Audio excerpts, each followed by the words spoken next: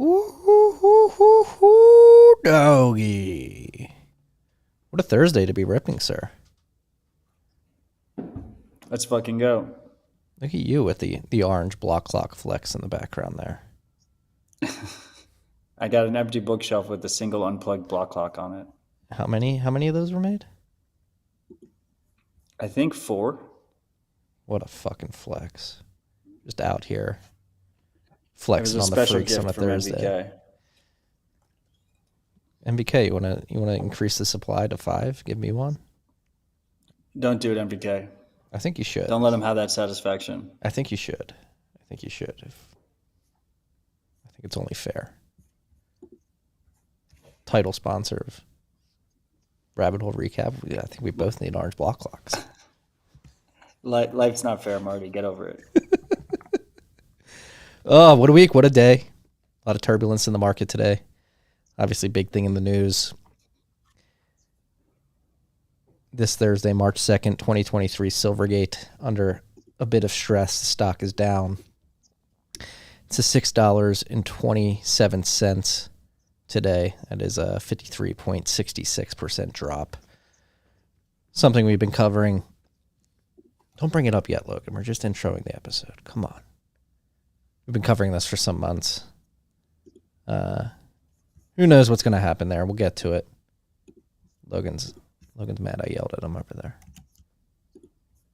But yeah, a lot going on. A lot of good things going on this week, too. I had the norovirus rip through my house last week. Oh, I saw that in the bench. How did that go? It was pretty terrible, not going to lie. 5 days of hell. It slowly moved through our house. Started with my oldest son. Then it moved to me. Then it moved to my youngest son. Then it moved to my wife. Sunday was a traumatic night in the Bent household. Felt bad. The 8.5-month-old was in bed with us just puking the whole night. Dude, that's brutal. I'm glad you guys got through it. Don't wish it upon anybody, but this is what happens. You have young kids building their immune systems. You get viral bombed every once in a while. Not fun. What are you doing? You're looking at the con. You're already gone. Are you here? Are you with us? No, I was just posting the live stream to Noster. Oh, okay. It's important. I was doing business. Speaking of Noster, shout out to JB55. Latest Damas update. It's fucking phenomenal. I can finally zap from the Damas app. I felt bad. I was getting zapped quite a bit. Wasn't able to zap back on mobile. Because you were in test flight? Because I'm not on test flight, I believe. Yeah, he had it for test flight users only for a while. Yeah. Dude, the zaps are pretty... There's something there. I'm pretty sure it's the future of content monetization. Just sending Lightning sats directly to posts. I mean, it's very similar to Podcasting 2.0, Boostagrams. Shout out to you freaks listening via Podcasting 2.0 compatible apps and boosting us as we speak. I know, but I had this thought this week. Like, is it a fad? Is it... No. No? You want to bet? Oh, I owe you money. You do owe me money. Give me 100,000 sats, sir. I'm sending that 1 sat per byte, just FYI. You owe me good money. So just give me no, send it over Lightning. I'm sending you 1 sat. No, 1 sat per byte. If it doesn't confirm, then that's... No, I don't want 100,000 sat UTXO. What? Stay humble, Marty. 100,000 sat UTXO is perfectly sizable. I like fatter UTXOs. I need fat UTXOs. Only fat UTXOs make the rocking world go round. Okay. Did you see Pierre's take that he thinks that mempools will always clear eventually? Yeah, I think I agree with him. No way. I mean, history has taught us that. That is what happens. You hit this. No, I mean, last time we raised the block size limit from 1 meg to 4 megs. Are we going to do that again? No, but you'll have like second layer solutions like Lightning, Fediments become more popular. People will just migrate to the cheaper options, which will exist on different layers, I imagine. I think that we're going to hit a point of adoption where there'll always be a waiting list, which is what mempools are, to get into a block. Like I thought that was like pretty much Consensus. Consensus opinion. So I was surprised to hear Pierre say differently. Yeah, Pierre's thinking around the mempool has his basic take. Just I'm looking for the tweet because I think it's important to pull it up. It was underneath me when I said mempools will never clear again. His basic take is that as demand increases, adoption increases, demand for block space increases, fees go up, and then because fees go up, we're forced to scale, and then mempools clear, and then eventually fees go up again, block space fills up, fees go up again, new scaling technologies get adopted as a result, then mempools clear again. I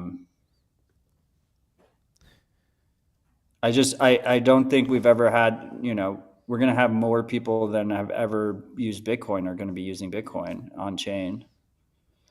If you're using Bitcoin in a self-custody way, like on Lightning, you still need to open channels.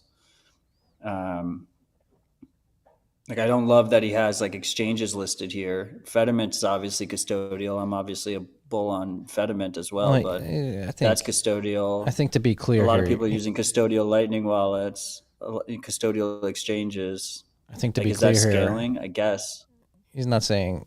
Exchanges are a scaling mechanism, albeit not an ideal one because of the custodial nature. But to be fair to Pierre's chart here that we have up now in his explanation, it's not that exchanges save block space because people were transacting there. He's saying that exchanges making transactions, which a lot of times are people sending from an exchange to a wallet they control. I don't think so. It says exchanges batching transactions. Oh, I thought it was exchanges, batching transactions. Okay, fair enough. Yeah. Nobody uses Liquid. That's pretty funny that that's listed there. Like that is not involved in this process at all. Completely irrelevant. And I think the domination of custodial Lightning wallets is probably short-lived. Not just from rug pull risk. I mean, we saw last week Blue Wallet is shutting down. By the way, freaks, I had some freaks reach out. Like, what do you do where do you move your Blue Wallet Lightning funds? If you send them to Moon, it'll automatically go on chain, Moon with 2 U's. Or you can send them to Phoenix Wallet, or obviously you can run your own Lightning node. Those are basically your options.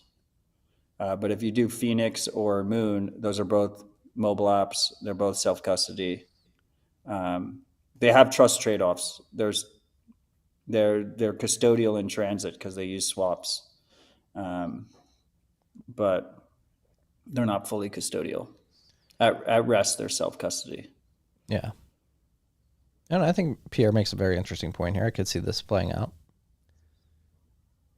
I do not have a Web 3.0 hat on. I have a Border Wallets hat on because the lead maintainer of Border Wallets sent it to me. And it's a dope hat.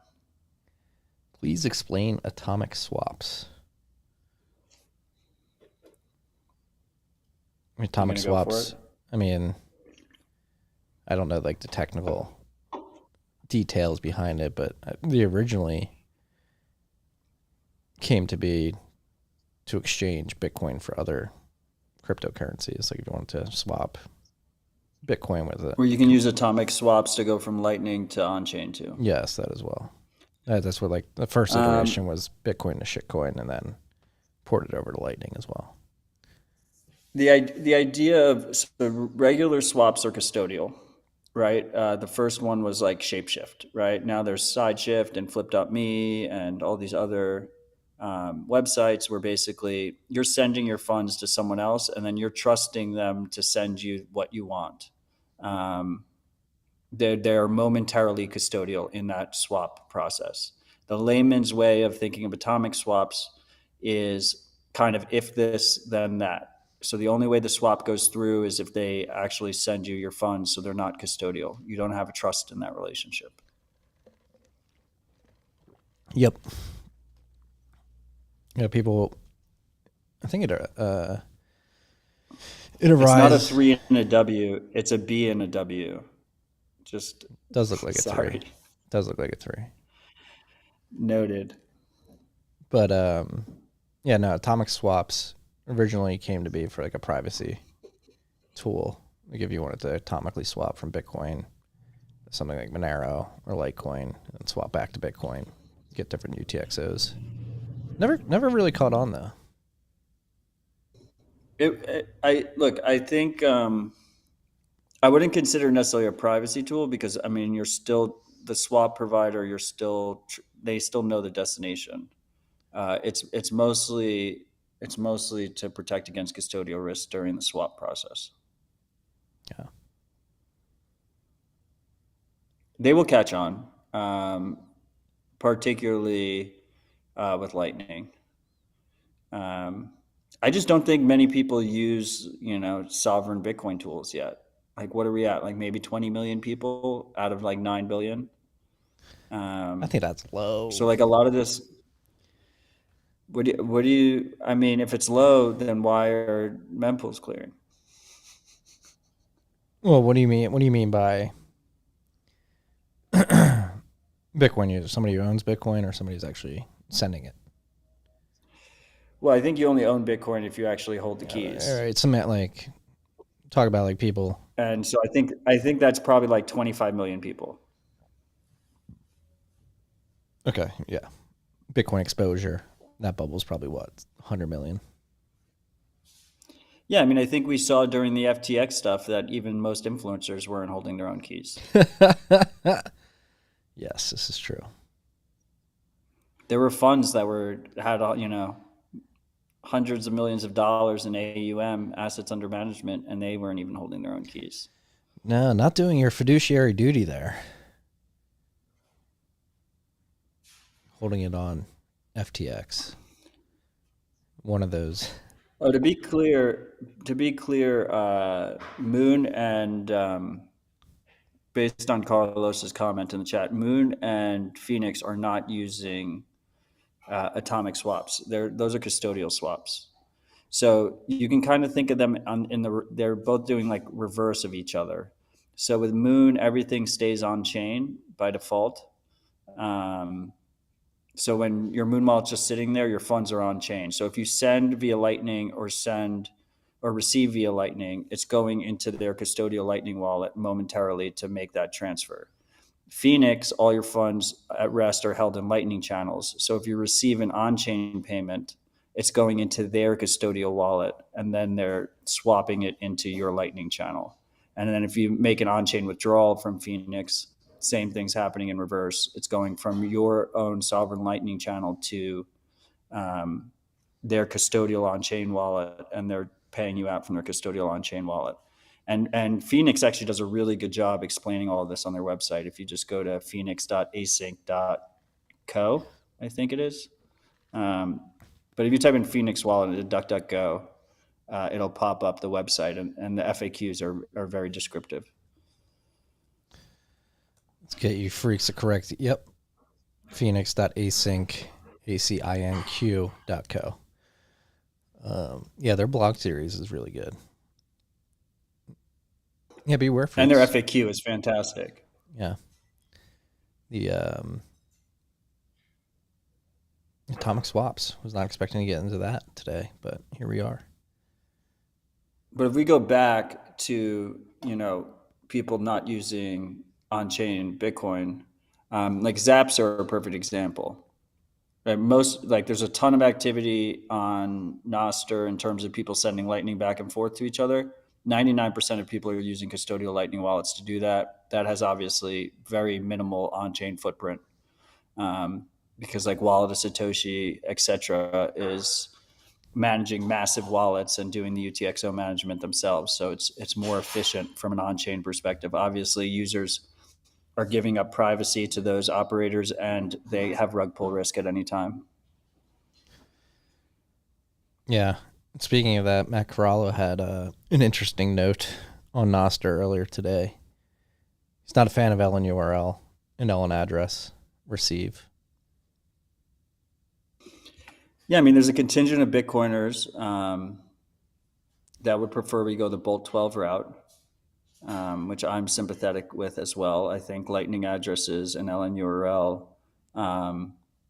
has a bit skewed incentives. Most people will use it with custodial wallets, and I think we've been pretty vocal about that on the show, and I think in practice we've seen it prove out already.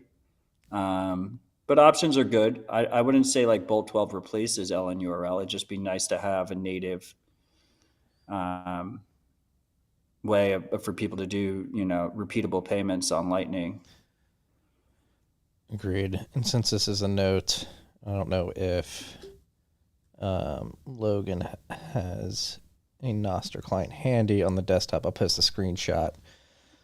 I think you can do it from snort.social. Of Matt's if you want, nose. but that's up to you. I took the screenshot. We got it in there already. But Matt said, really, really, really disappointed to see non-custodial services feel pressure to adopt LN URL / LN address receive. It allows the wallet vendor to steal funds, which is obviously pseudo-custodial, and worse means we can't get privacy from blinded paths.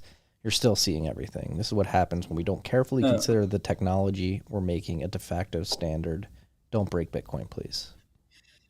So this is what he's talking about is Hampus, who is the lead maintainer of Blixt Wallet, came out with a clever way for people that use Blixt in a non-custodial fashion, self-custody fashion, to basically get Lightning address payments that get auto-forwarded to them,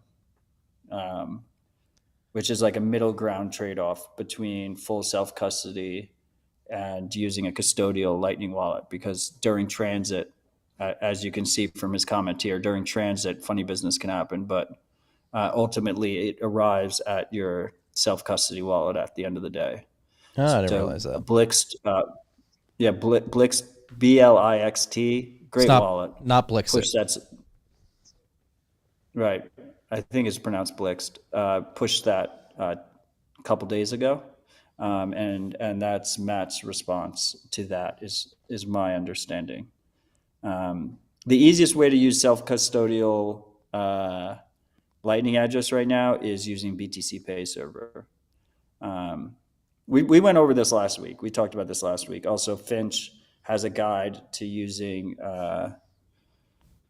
forget what he's using. He's using LN Bits, I think. LN Bits, right? Something like that. Yeah. I posted his guide in last week's show notes if people want to go back and check that. But yeah, this is all still very early. Obviously, we don't want people using custodial wallets.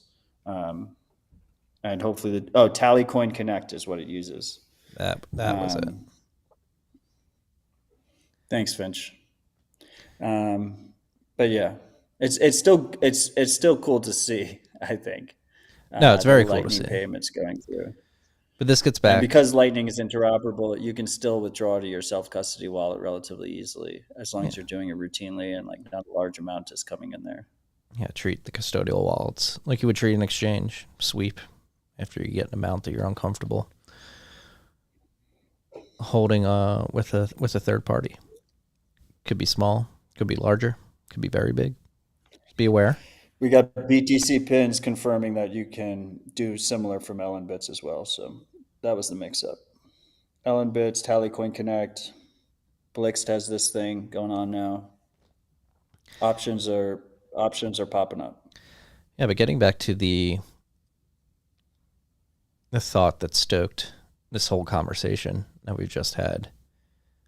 Are zaps here to stay? Are they the new norm for social media and content creation boosting, or is it a fad? Because I can see people are boosting or zapping quite a bit. I mean, I found myself zapping quite a bit. Like, is there a point at which somebody looks at their wallet and says, oh shit, I've given away more Bitcoin than I probably should have? Does it tamper down? I don't think so. I think, well, first of all, freaks, you go to zaplife.lol. Pablo made that website. and it lists all the zaps, or a lot of the zaps that he sees. I don't think it lists all of the zaps, just the way Nostr is set up. He doesn't see everything. But it lists a lot of the public zaps in real time, and you can see there's a lot of activity there. I'm pretty sure it's here to stay. I would even go further and say it's the future of content monetization and funding. But as you freaks know, I'm not batting 100 on my predictions. Especially not But recently. I do not think the mempool will always clear. And I think Marty's rent's going to go up. I don't know if my rent's going to go up. Yeah, BTC Pins makes a good point. Like right now, like the way the zaps work, like there's still friction there. You have to go out to your Lightning wallet. I think actually friction gets reduced. We start to see more zaps happen. One of the key things, and I've talked about this a lot on Dispatch, because obviously Dispatch is trying to be 100% value for value, and a key aspect of value for value, I think, is the social signal. I donated this much, and this is my little avatar, right? And that's what Zaps really clued in on. Where like if you click a post, you click Zaps, and you can see the public Zaps. You can do private Zaps or public Zaps. The public Zaps will show your little avatar and with a link to your Nostr profile and how many sats you contributed. And I think that is absolutely key for a sustainable value for value economy. It goes all the way back to, I don't know if you ever watched Seinfeld, but there was an episode where he was like trying to put the tip in the jar, and he wanted her to see him put the tip in the jar. Yeah. Like it's a natural human tendency. Like people want you to see them putting the payment in the jar. And I think that is key on the Zap side. That's a very good Seinfeld reference to pull into this topic. It is true. Again, I find myself doing that sometimes. When you leave a cash tip in the jar, you wait until you make eye contact. Exactly. You go, I'm a good person. I want credit.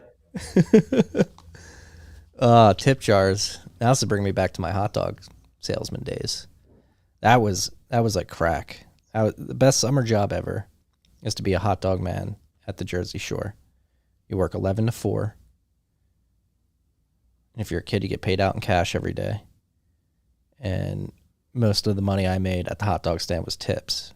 Once I turned like 14, 15, I just put tips for college on the tip jar. And people were just dousing money. And there is that again. So yeah, that is a very interesting point as it pertains to Zaps and that sort of social economy that will develop on top of that. Is like, once it was weird because like as the tip jar got bigger, more people started tipping.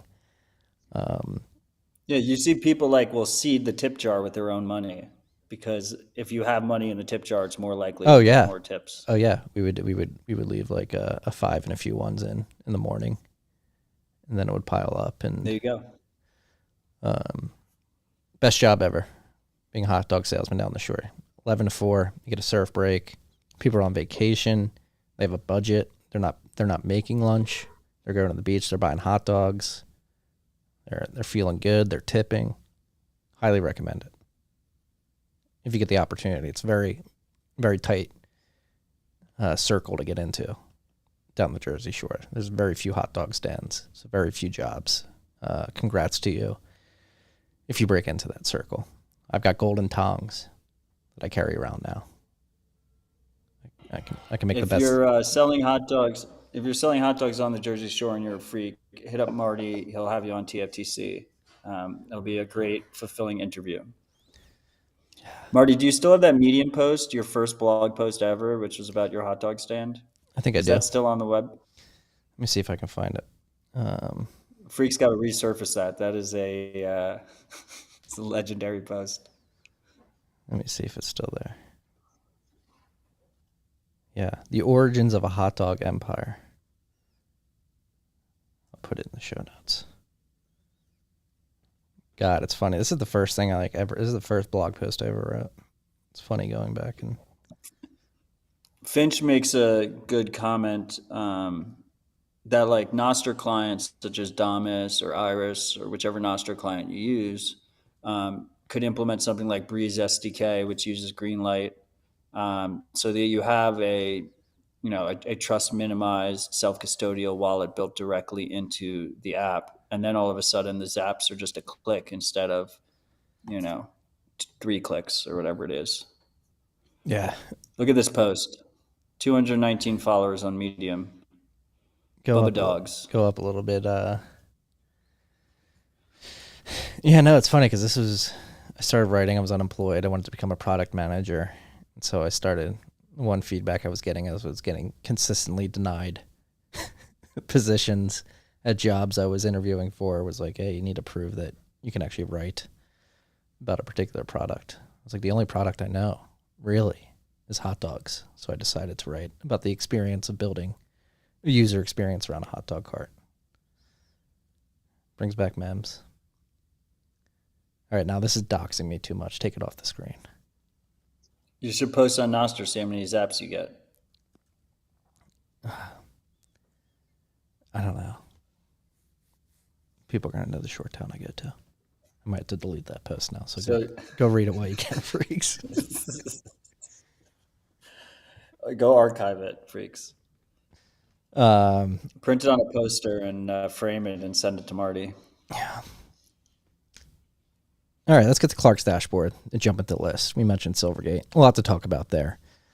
But first, the price of Bitcoin is 23,450 cuck-bucks. One cuck-buck is going to get you 4,264 sats. Currently sitting at a $452.7 billion market cap.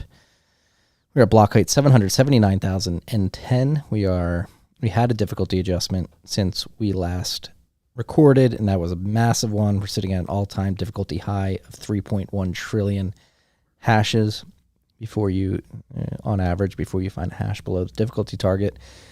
That was a 10% upwards adjustment.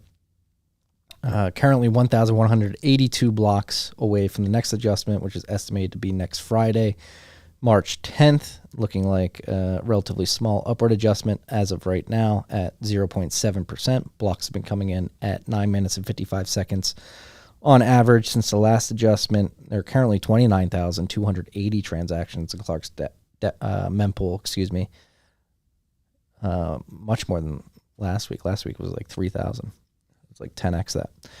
1 sat per byte fees are going to get in within a week. If you need to get in the next block, you're probably going to want to attach a 25 sat per VByte fee. Unspent capacity on Whirlpool is sitting at 6,737.21 BTC. That is 158 million cuck-bucks in unspent value. That is the state of the Bitcoin network now. Bitcoin Q&A wants to know over under 10K Bitcoin in Whirlpool post-mix liquidity by year end. Are we at now 6, 7? Is that where we are? Find this again. Yeah, 6737. You literally just read it. It's like 6,700. 6737. So that would be 3,262 odd Bitcoin more. Should be like 50% growth by end of year. Way less than 50%. What kind of math is that? Oh no, 50%. Yeah, shit. It's like almost exactly 50%. Yeah, I don't want to talk about it. Fucking math. I think easily over.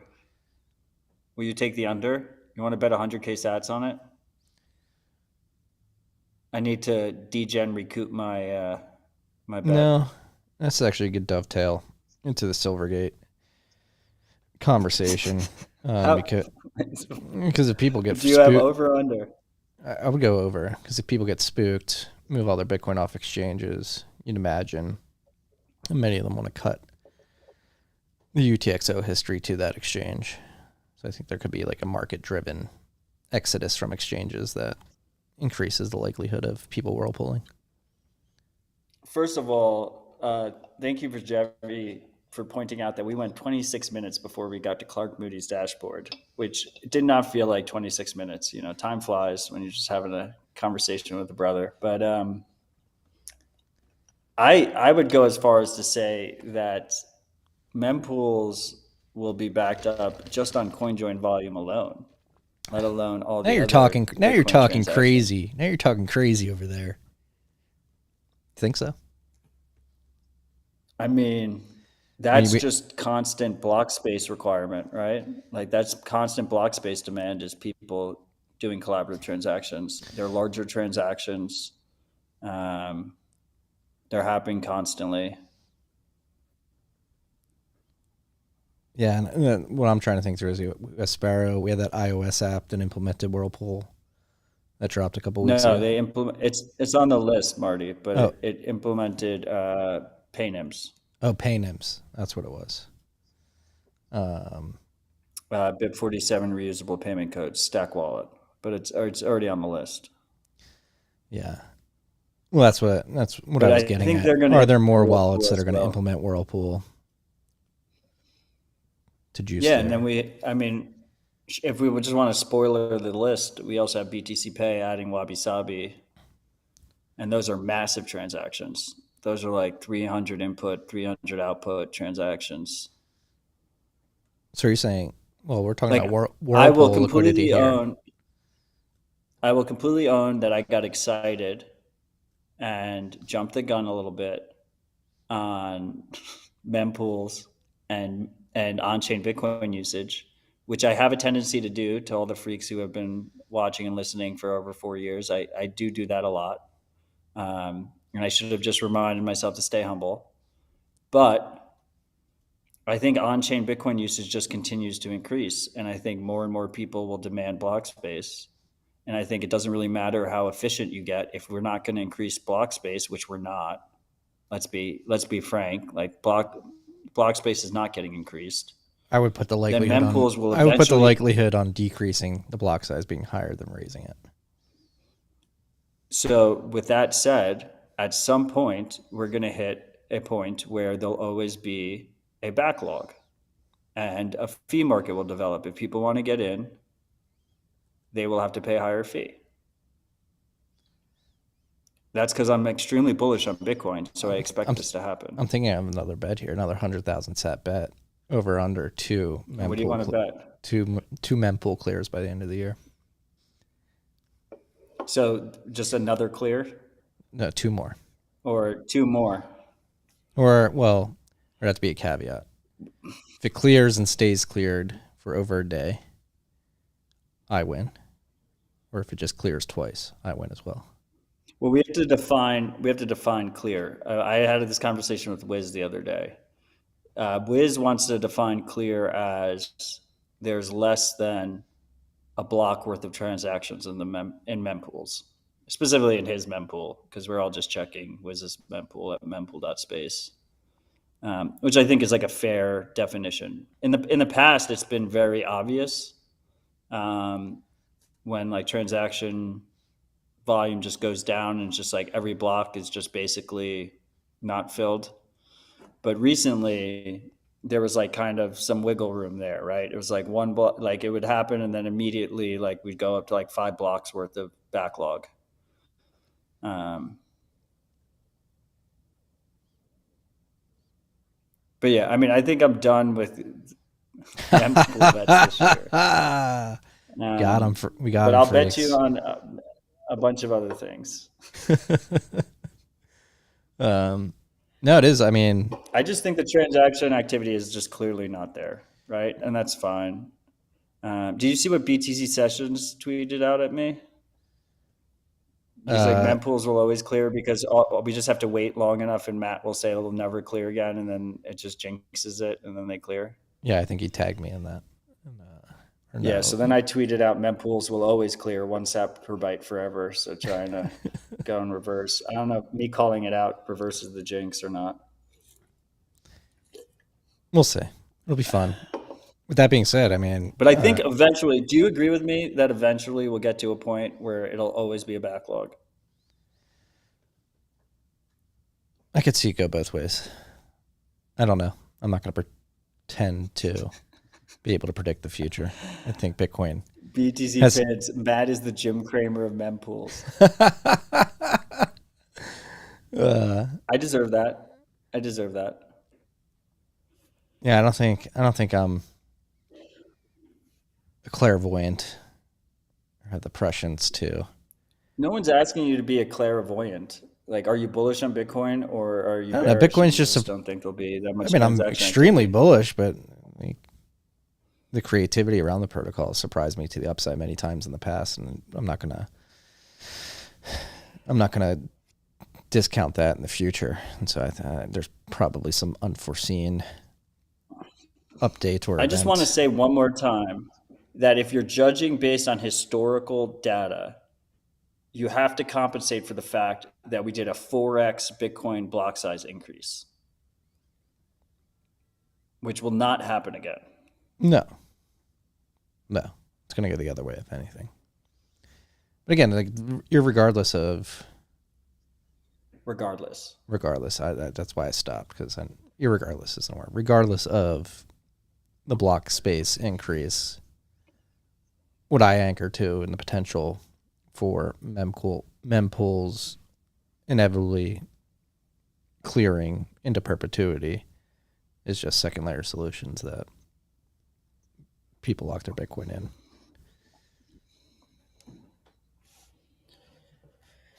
I mean, that would be nice, because right now it seems like it's mostly just custodial solutions. Agreed.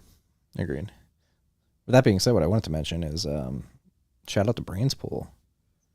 Mind a block with 6.669 nice Bitcoin in it earlier today. So that's like 41 million sats in fees. It's a fat fee block there. It's weird people paid so much in fees when mempools will always clear. You should just lower their time preference. Yeah. Speaking of that, I checked out mempool. There are currently 55 blocks backed up in the mempool right now, worth of 55 blocks. Look at worth of that. Transactions. It's quite a bit. Okay, so you want to make the bet?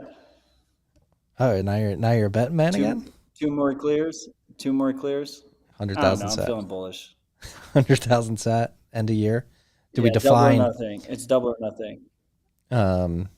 But we got to define, like, if it clears for a day.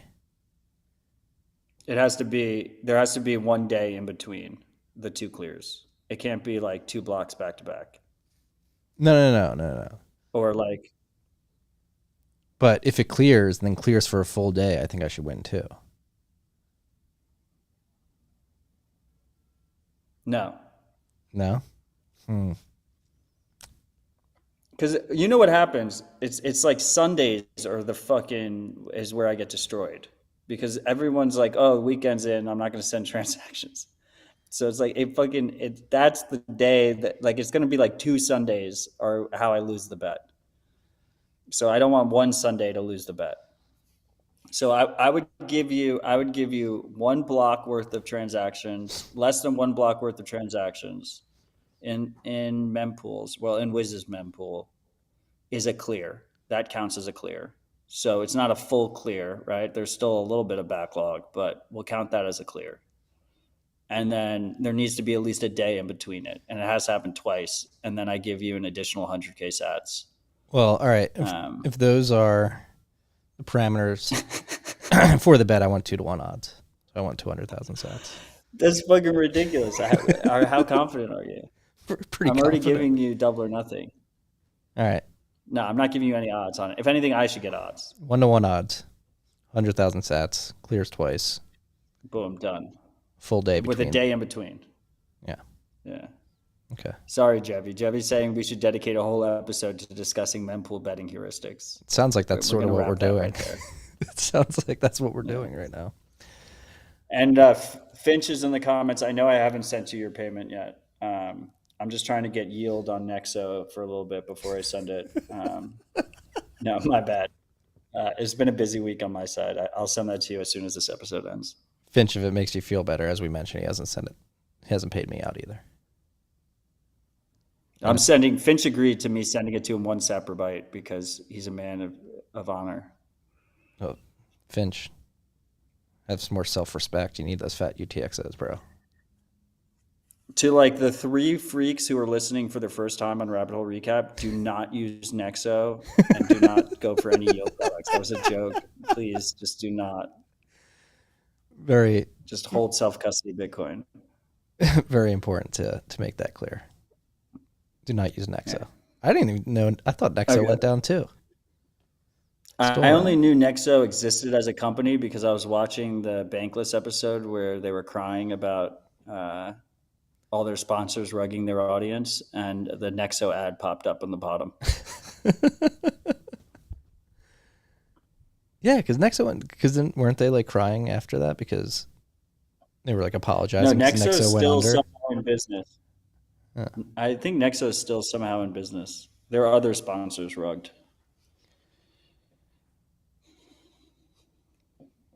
hate to see it. All right, let's get to the I Silverbank think story. Nexo fails before the end of the cycle, but I'd bet on that. I assume you wouldn't take the opposite side of that. No, I would bet on that as well. Okay, let's jump into Silvergate. Silvergate's in trouble. We got a good old fashioned bank run in progress. Yeah, there's been a bank run in progress for some time.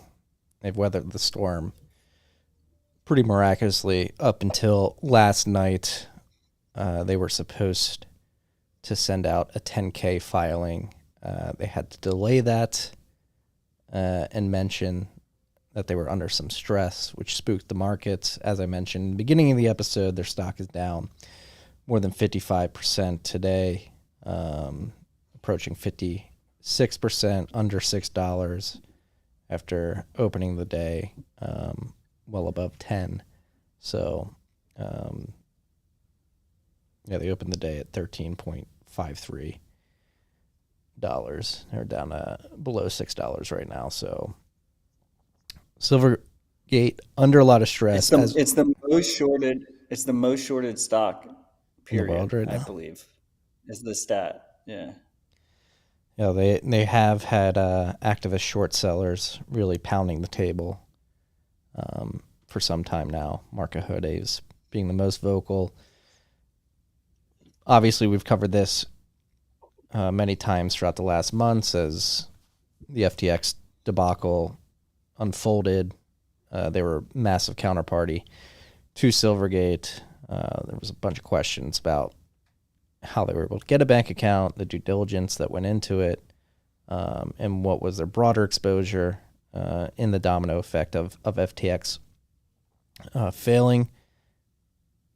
Obviously, it spooked a lot of people pulling their funds out of Silvergate. And I think if we're being honest with ourselves, I mean, I'm not going to say for sure, but it certainly seems like Silvergate is on its last legs after last night. Not going to rule out the possibility that they survive this test, but it's not looking good as of right now. And there are many lessons to be learned from this case study. It is a great shame. I mean, Alan Lane, I've met in person. He's an incredible person, really humble, gets Bitcoin, understands Bitcoin, wants to help Bitcoin, and that's what Silvergate aimed to do when they spun up the bank many years ago. He's the CEO and the founder, right? Yes. Silvergate basically started to provide banking services to Bitcoin and crypto companies because it was really hard for these businesses to get bank accounts in the first place. And so they were one of the first movers in the banking industry to say, hey, we're going to stick our necks out there and provide this industry banking services, which was massive for the industry and allowed a lot of what has been made possible today to happen. A lot of the companies in the U.S. particularly probably would not have made it as far as they did up to this point in 2023 if somebody like Silvergate didn't emerge. But again, I think this is a lesson of due diligence and really understanding your counterparts. If you get into bed with shitcoiners, you're going to get dragged into the mud. And this seems to be... FTX was one of their main customers, right? Like there was an SBF quote on their webpage, right? That was like, there's crypto pre-Silvergate and post-Silvergate or something like that. Yeah.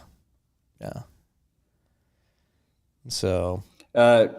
Logan, pull up the link from our boy Dylan LeClaire that I have in there. So click the right one. Yeah, so as you can see, like the counterparty risk on Silvergate runs throughout the whole industry. I mean, we have Genesis listed here, Paxos. Obviously, Genesis, still owes billions of dollars to people. Binance is listed there. Binance is under Intense heavy scrutiny. regulatory scrutiny. Gemini's there. Their users are owed money from Genesis, who's there. FTX isn't in this little graphic, but FTX was somewhere in there with Alameda too. So it's hard to really. Supposedly, Michael Saylor's loan, MicroStrategy loan, is through Silvergate. Coinbase dropped Silvergate earlier today. I think they said they're moving their operations over to Signature Bank. So we don't really know what kind of contagion exists in this thing. But what we do know is that if you hold self-custody Bitcoin, You're sleeping you well. are insulated from it. Self-custody Bitcoin is a unique asset that does not have counterparty risk. You hold the keys yourself. No one can take them away from you. So I think these types of painful situations are how people basically learn the value prop of Bitcoin. This is literally why Bitcoin exists. So, I mean, I obviously don't want to see a bank fail that is relied on by many people. I don't want to see their employees lose their jobs. But it does seem very likely that this bank will fail. I think we reported previously was like 80% of their deposits were withdrawn and they were still afloat. So like this is a very heavy, and that was billions of dollars. This is a very heavy bank run. Most banks would have fallen way earlier than in this situation. So the fact that they even still have not fallen yet is quite frankly impressive. Like most banks have less than. There's no reserve requirements. So that most banks have like no reserves. And Silvergate clearly had a significant amount of reserves, but that might not be enough to save them. It may not be. In regards to MicroStrategy's loan that Matt mentioned, they sent a tweet out an hour ago. We have a loan from Silvergate not due until Q1 2025. There are market concerns regarding Silvergate's financial condition. For anyone wondering, the loan wouldn't accelerate because of Silvergate's insolvency or bankruptcy. Our Bitcoin collateral isn't custodied with Silvergate, and we have no other financial relationship with Silvergate. So, who's custodying their Bitcoin collateral? Didn't mention it in the tweet. I don't know. It's like safely in Genesis. I'm kidding, freaks. I have no information on where that Bitcoin collateral is custodied. Yeah. Yeah, it's sad to see, and it's a prime example of shitcoiners shitting in the punch bowl and ruining the party for people trying to do legitimate business operations.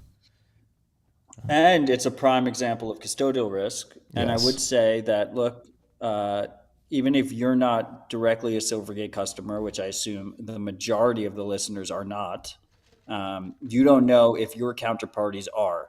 So if for some reason at this point in time you are still holding Bitcoin with a custodian, or you're holding a stable coin that inherently has counterparty risk because it's the reserve is held by some single trusted third party, consider withdrawing your Bitcoin or swapping your stable coin, your quote unquote stable coin, to Bitcoin, the only real stable coin, holding it in self-custody and not getting wiped out here. Like that is the only responsible move you can make.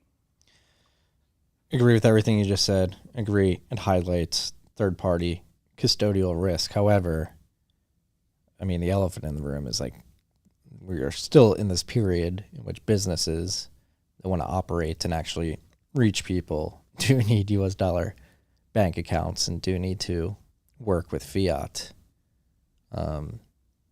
So obviously we're not going to... And when we pass that point, mempools will not clear. Maybe. But point remains, like we still live in this period where people need these banking services. It is pretty tough to see the first bank to stick their neck out, provide the industry banking services under this type of pressure, potentially going under. What does that mean going forward? You mentioned, Signature Bank. They're one of the few other banks that offer banking accounts to companies in the industry. I know Mercury, which is actually the bank we use, that it's a Silvergate, Signature, and Prime Trust are basically the three big dogs. Prime Trust and Silicon Valley Bank does bank people in the industry too. SVB. So that's a big question. Does this really constrain the amount of options that businesses have to get bank accounts? Does Silvergate going under induce a contagion event throughout the other banks that bank Bitcoin companies?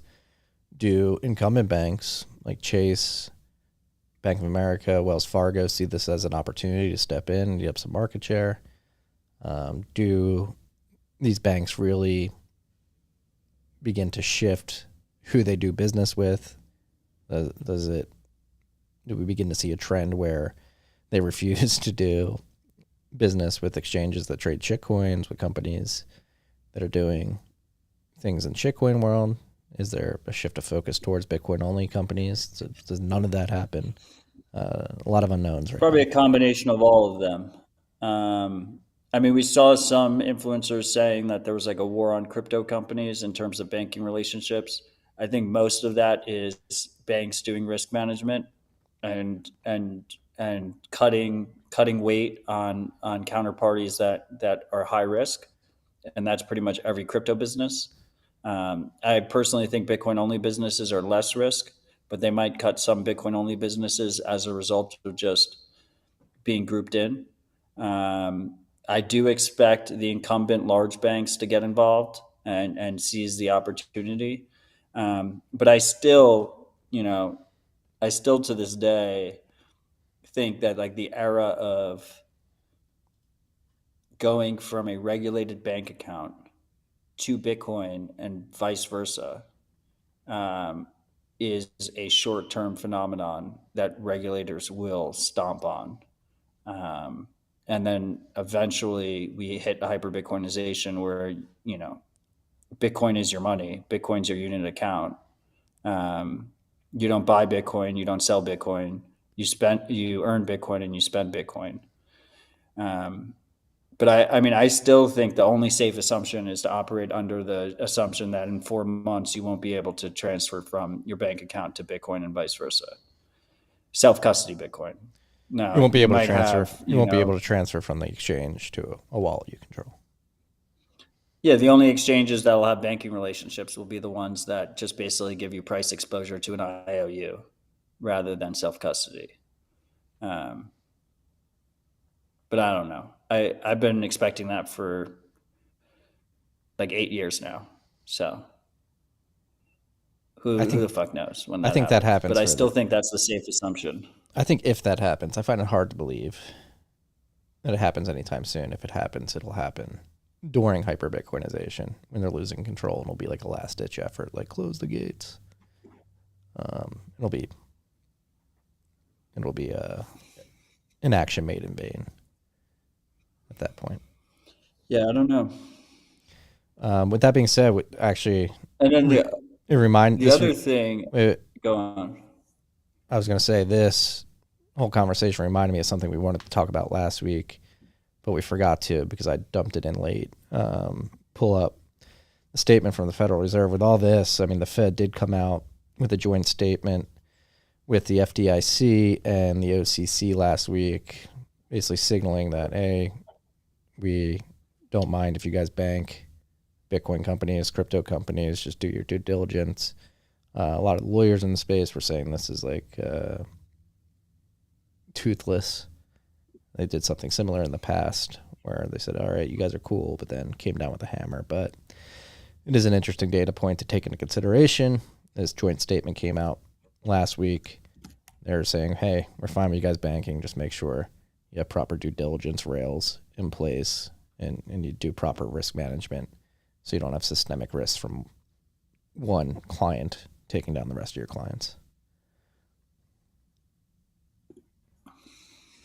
Yeah, I mean, I just don't think we can trust governments. Like that is just who the fuck, they like say one thing and then they do a completely different thing. So It should definitely be taken with a grain of salt. What I was going to say is I wonder what the stablecoin implications are here if Signature goes down. Like, is Signature?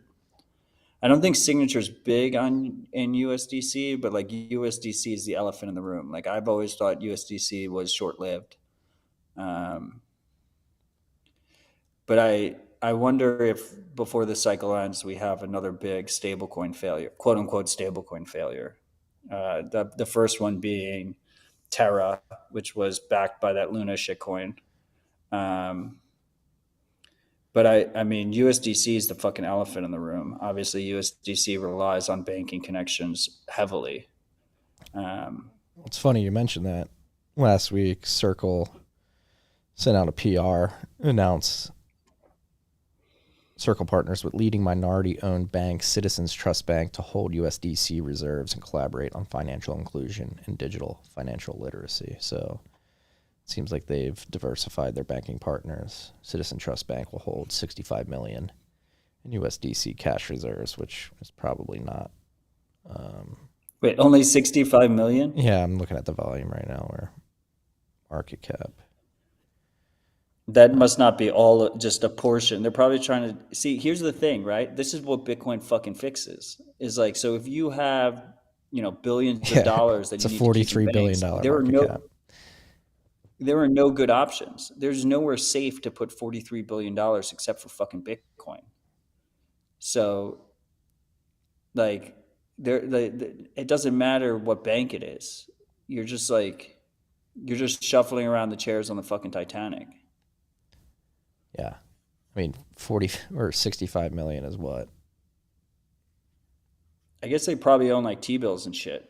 It's like 0.15% of overall USDC. And they've released a press release on that, which is ridiculous.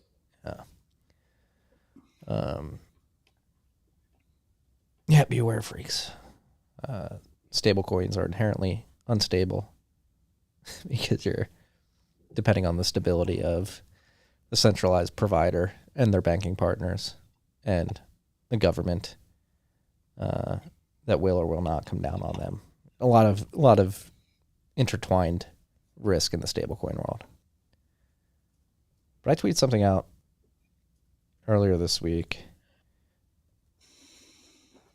that I'd like to get your thoughts on, which is because we look at the economic state here in the United States, inflation is still very high. Rates are going up towards 6%. Seems like they're going to go higher. This is what all the Fed governors are beginning to posture. Is like, hey, we're going to keep going higher. Inflation's too high. You have China's economy opening up. I posted a chart of steel prices from the last week. They're up like 60%. And so even with the Fed raising rates as aggressively as they are, they cannot control what China, which is the second largest economy in the world, does. If they open up, that's going to have inflationary pressures on the raw inputs of the global economy: steel, oil, wheat, all this stuff that is essential to your everyday life. And so even with rates hitting 6, 7, maybe 8%, I don't think the Fed is going to be able to tame inflation. And you have to imagine that in those back offices where they have these secret meetings, they understand the gravity of the situation. They've probably war-gamed what's going on with the financial system. They understand very innately how dire it is. I mean, we had Biden tweeting out earlier this week that we're not going to default on our debt, which is a very Roger Ver-like statement. Like, there has to be a timeline in which these people realize the gravity of the situation and that they've lost complete control of the fiat system, or actually quietly hoping that Bitcoin succeeds, because the alternative, if the economy and the financial system implode again just 15 years after 2008, they're going to have the largest angry mob after them that has ever existed in human history. So going back to will they stop people from being able to send Bitcoin from an exchange to a wallet they control? Like, maybe deep down they're like, all right, Like, maybe we shouldn't piss them off anymore. Mandibles. Well, you said it. We got to talk about it. Incredible interview, sir. Dude, she's a fucking legend. She is, but she's too. I tell you, she's a real deal. She's too black-pilled, dude. Dude, I would be black-pilled if I didn't know about Bitcoin. Like, that's the thing. Bitcoin is hope. Like, if you don't have the Bitcoin part of the equation, there's no other, like, of course you're black-pilled. Like, how are you supposed to see a light at the end of the tunnel without Bitcoin entering the situation, or the greater free and open source movement? Yeah. But she's blind. She was blind on both. I think she's coming around now. You've been had texting some her very since. good conversations with her after the interview. Yeah. It would be great to get her. To the freaks who watched it. It'd be great to get her white pilled. I am. Yeah, we're talking about Lionel Shriver, the author of Mandibles I had on Scylla Dispatch. I am setting her up with a Bitcoin wallet so that people can send her sats. She had some shitcoiners set her up with Edge Wallet. So now I'm like trying to reverse that process before we send Bitcoin to Edge Wallet, because it's a fucking garbage wallet. So once again, shitcoiners just delaying things. But I'm working on it, and it was if you haven't watched the conversation, consider giving it a listen or a watch. It was a fun one, and she's a Bitcoiner. She just doesn't know it yet. Are you sure you two aren't related? She reminded me a lot of you.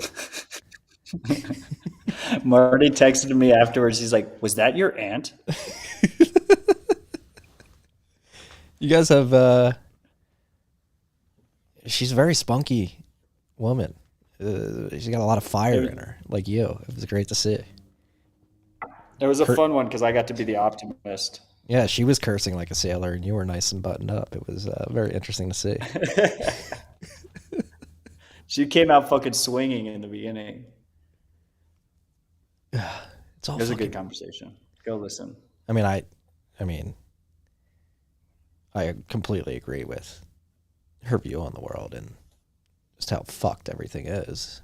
I mean, I would be she was angry, like viscerally angry, explaining all the things that are pissing her off with the corruption and the inflation, like the whole story about, or the example of, like, I just want to buy a good chicken and a bottle of wine. That's getting harder and harder. Like, and I wonder how many Lionels are out there having the same thoughts, the same black pill doom loop, that don't understand that Bitcoin exists. We have this vehicle. It's what you were saying, right? Like angry mobs, right? Like, I mean, obviously, so Lionel's the older generation, right? And like, she's just like gotten absolutely beaten down throughout her life. But we see it with our peers, right? I see it with people in their 30s who are completely, they feel completely hopeless. They feel like there's no solid path for them to go down, right? And then you talk to Bitcoiners, you come to the park, or you go to the Commons, or you go to one of these Bitcoin events, and it's filled with hope. It's filled with hope because we actually have something actionable that we can latch onto and push forward, and we have a mission that we can actually work on. Right? There's a path at the end of the tunnel, but for the overwhelming majority of people, there are not. And when they realize that Bitcoin exists, then that changes for them. There'll be a switch will flip in their head. I mean, it happened to me. That switch flipped. Like, I was a disenfranchised youth. And then when I saw this hope, when I saw that there was actually a path forward, I got obsessed with it, right? And I dedicated my life to it. And that's what happens. We see it all the fucking time. No, it's hard. I think just us two, as prime examples, around like almost exactly the same age, grew up 9/11, around when we were 10, 2008, around when we were like 17, WikiLeaks, not too far after that, Occupy Wall Street going on, like very same. Like, I was in Chicago seeing all this shit, like what the fuck. You were in New York doing the same thing. Around the same time, came to the same conclusion, had the same exact reaction, like, oh shit, this is it. This is hope. This is the future.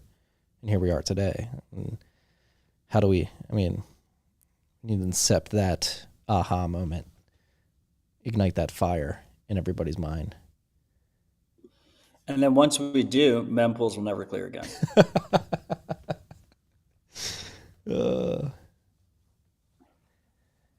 Yeah, remember, God, 2011, 2012, 2013, like just coming off the back end of the financial crisis or just coming out of it. And you have WikiLeaks, you have Snowden. I don't think I've ever been. Snowden was 2013. I don't think I've ever been angrier in my life. Just sitting at a desk, like, what the fuck is wrong with everything? We need more WikiLeaks drops. Bitcoin is hope. It is. We need to free Assange. Yes, we do. That poor man. Yes, we do.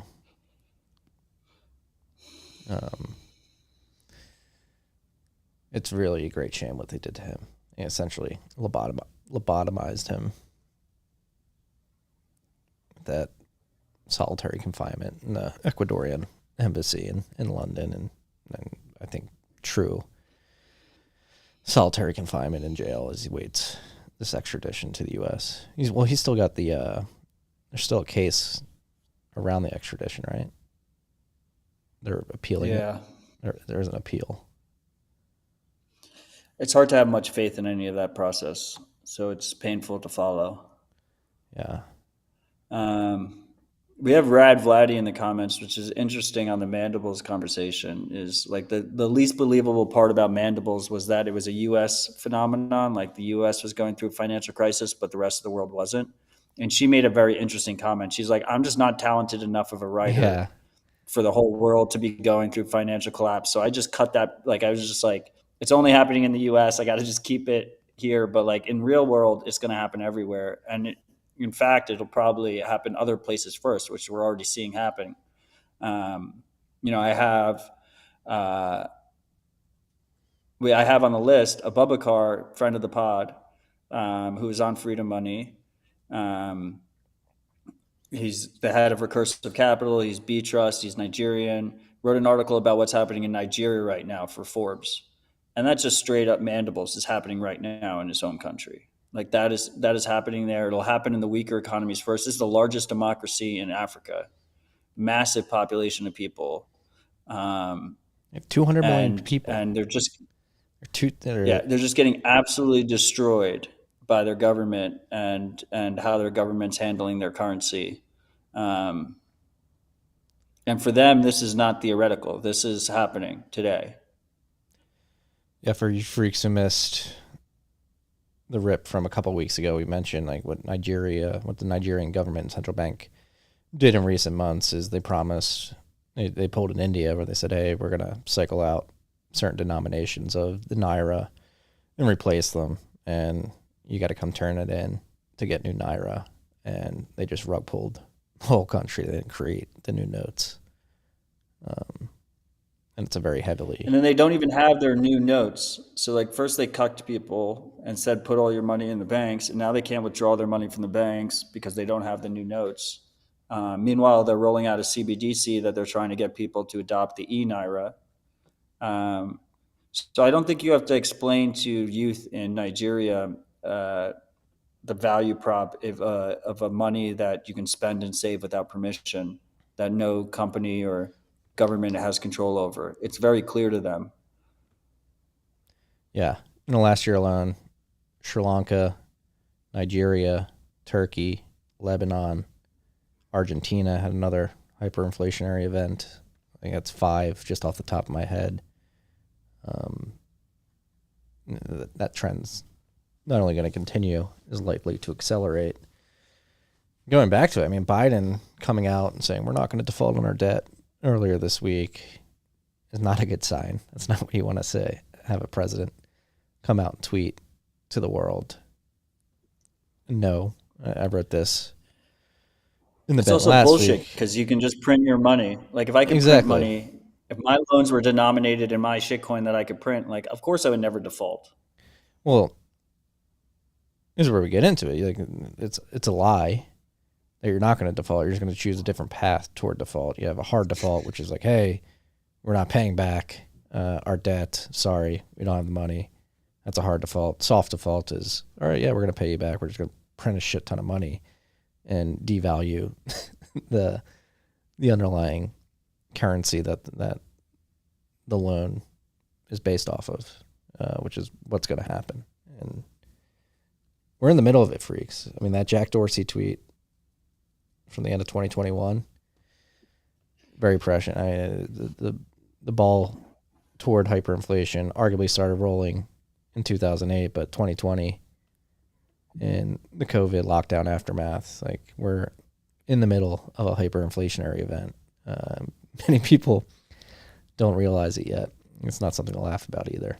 But that being said, I do recommend, shout out to Peruvian Bull, who's got this short YouTube series or a series on YouTube with like 10-minute parts that I highly recommend you freaks check out. The Dollar Endgame, I wrote about it in the Bent yesterday, but it's a really good breakdown of the path from Bretton Woods post-World War II, when the world's countries came together and said, all right, the U.S. dollar is going to be a reserve currency. It's going to be backed by gold at a certain rate. And just methodically, in 20 minutes, walks through the slow but methodical process of coming off the gold standard, going onto this fiat standard, and turning the dollar into something that is going to be worthless at some point in our lifetimes. It's going to happen in our lifetimes. And I would imagine in the first half of my lifetime, like within the next 10 years, and I would imagine even sooner.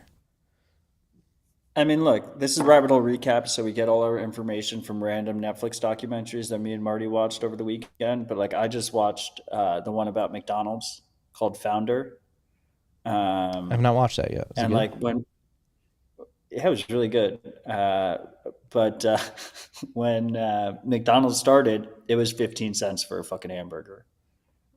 You know, like the dollars already failed. People just have not realized it yet. Yeah. And it was a substantially better hamburger than you pay like $5 for it today or whatever. Yeah. People don't understand money. Again, fish born in water, not knowing that water even exists. Humans born into a monetary system, not knowing the mechanics of that monetary system and thinking it'll just work. It's not the case. It's breaking. It's breaking in real time. Like, you have like, that's the other thing too. Like, I saw Larry Lepard. Shout out Larry, you legend. He tweeted. He's been Lawrence Lepard, but he was quote tweeting a statement from Neil Kashkari, and like this is the state of monetary policy in the United States. And like, this doesn't scare the shit out of you. Like, you got to wake up. Like, this is what the people who operate the U.S. dollar system, this is how they think. Like, it's much more important is what we signal in the March dot plot. So, to explain this, Neil Kashkari, president of the Minneapolis Fed, which is one of the 12 Federal Reserve member banks, or not member banks, board banks. And the dot plot is essentially this chart where each individual Fed governor basically says what they think the interest rate should be going into the next month, or where it will be, and markets trade off of this. And it's just this stupid chart with dots on it. And this is what they fine-tune for. They're not really worried about the stability of the dollar, or the validity of the dollar, more importantly, the validity of the dollar. They're worried about how markets will react to this stupid dot plot that they put out. Which is just, this is your economy, your life on fiat dot plots.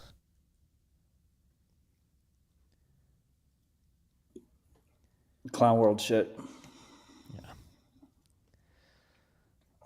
What did Larry say? Pull up Larry's tweet. They think they can manipulate their way out of this. Doesn't work that way, Neil. You're fucked. Larry doesn't hold back. No, he doesn't. No, he doesn't. Have anything we want to tie the knot on with Silvergate? This whole conversation came from Silvergate. No, I think we handled it. Okay. Self-custody Bitcoin freaks. On Learn how to hold your keys yourself.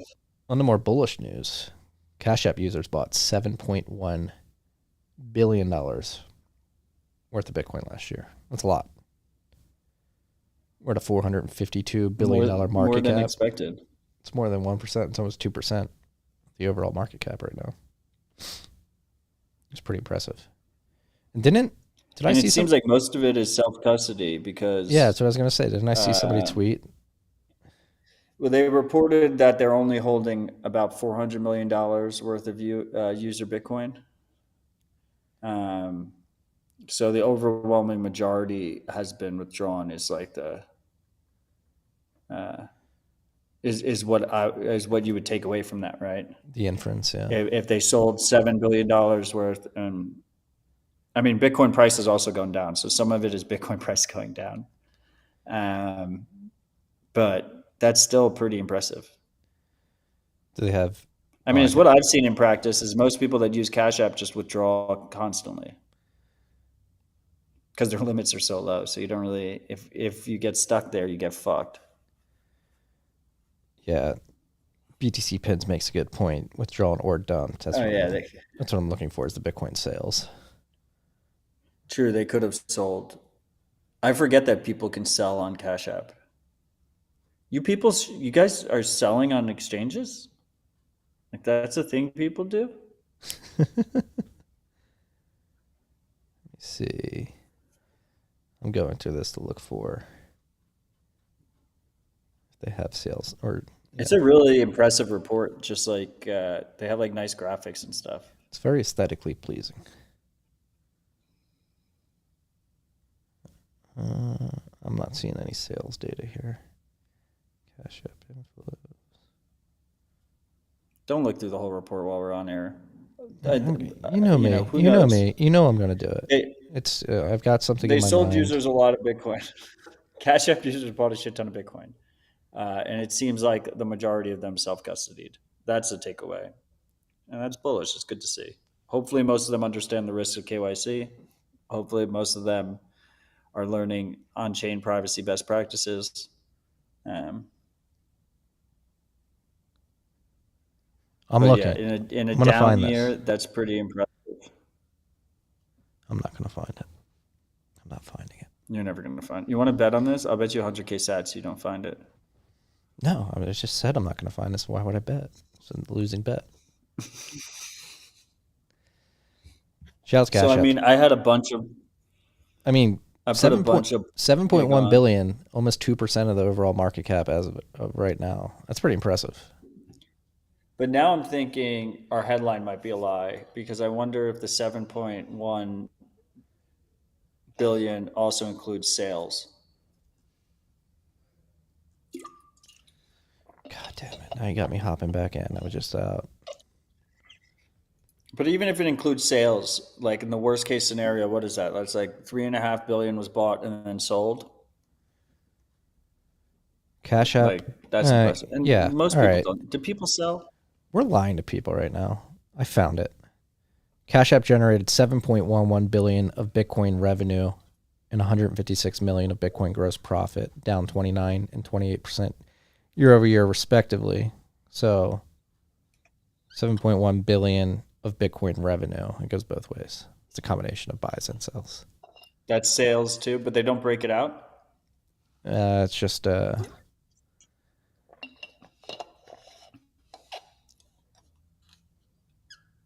Total sale amount of Bitcoin sold to customers, which we recognize as Bitcoin revenue, was 1.83 billion. So we got this in the completely quarter wrong. Or for the year? For the quarter or for the year? That was for the quarter. Yes, if you extrapolate that out. Most people are buying and not selling.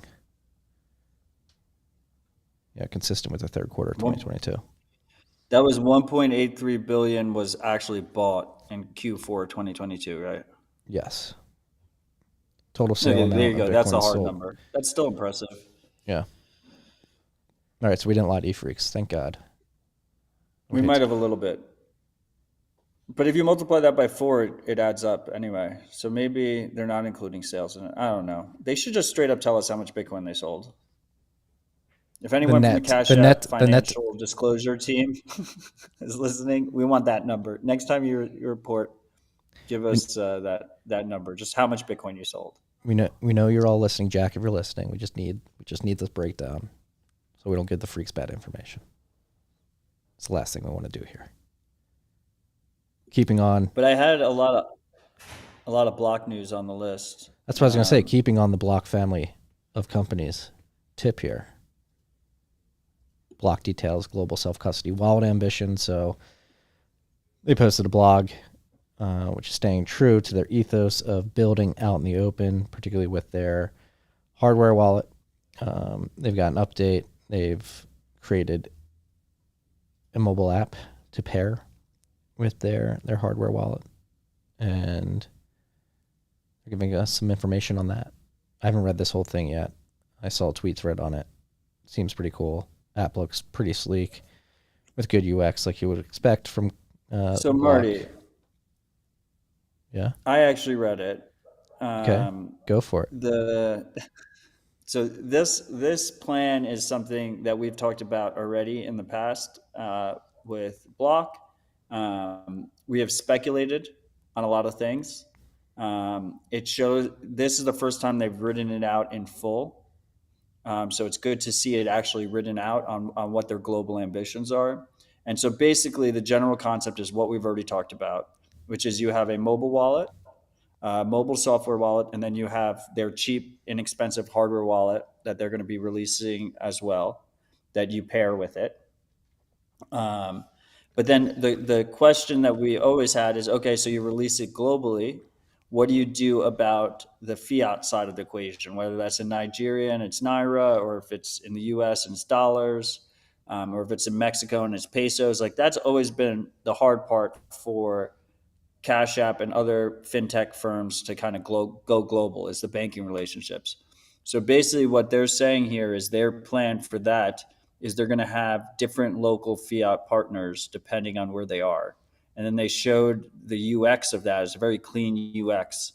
Basically, depending where you are in the world, if you want to move between a bank account or if you want to move between fiat and Bitcoin, it will give you a selection of options for you to do that are directly integrated into the app. And you can do in-person so you shouldn't cash have to go to like transfers an too. external stuff. Yeah. It's pretty sick. Yeah, it's pretty cool concept. The fact that it's self-custody will help them on the regulation side in terms of expanding. And it should be interesting to see how far off this really is and if they actually can execute on it in a reasonable time frame.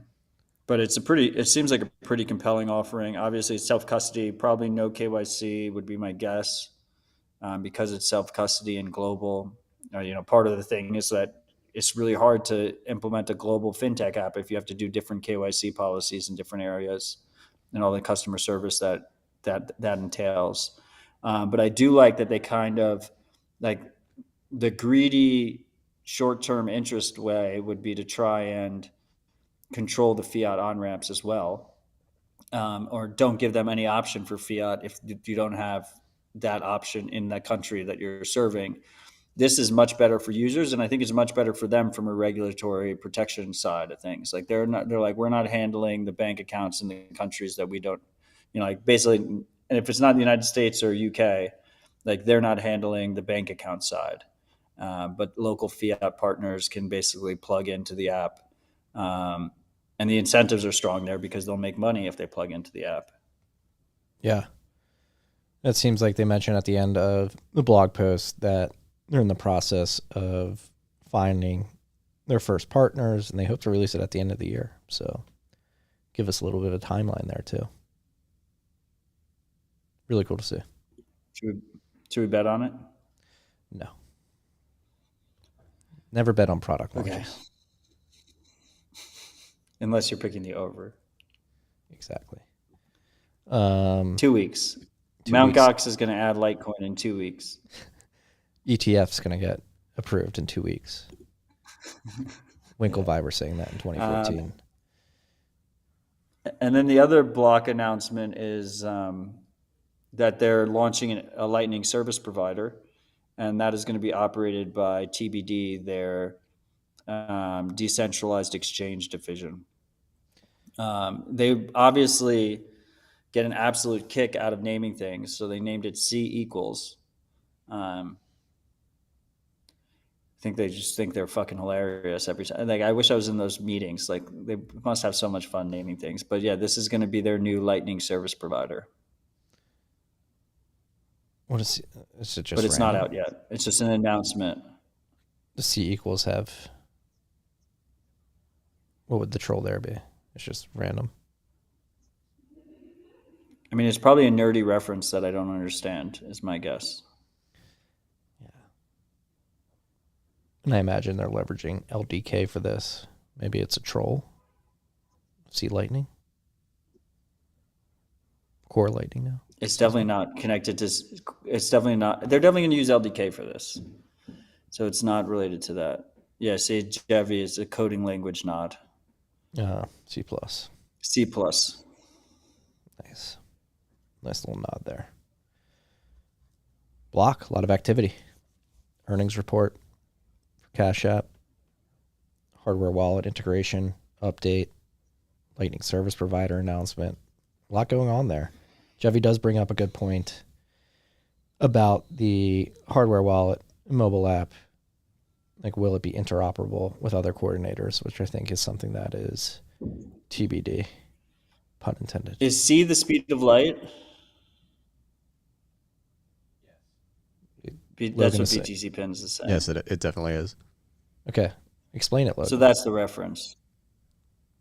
Because EMC squared is energy is mass times the speed of light squared. So lightning is equal to C. Who knew we had a physics major as a producer? There you go. See, they probably love that people have to decode what their names are. Like, that is, they just got us. They just got us all hung up on it. And there's also probably a really cheap domain name, C equals .xyz.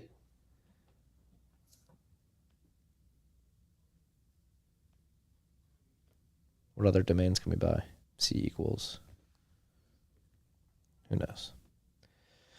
Moving on. We've got the software update section of the podcast. No shout outs this week. We'll read the Boostagrams after the software updates. Matt announced earlier BTCPay Server has a CoinJoin plugin now. Kooks announced this on Twitter. I believe it is beta still, but as Matt mentioned, they have integrated WabiSabi to do CoinJoins natively from your BTCPay server. This is cool to see. Matt, what are your updated thoughts on WabiSabi? So WabiSabi is the protocol that backs Wasabi's CoinJoin implementation.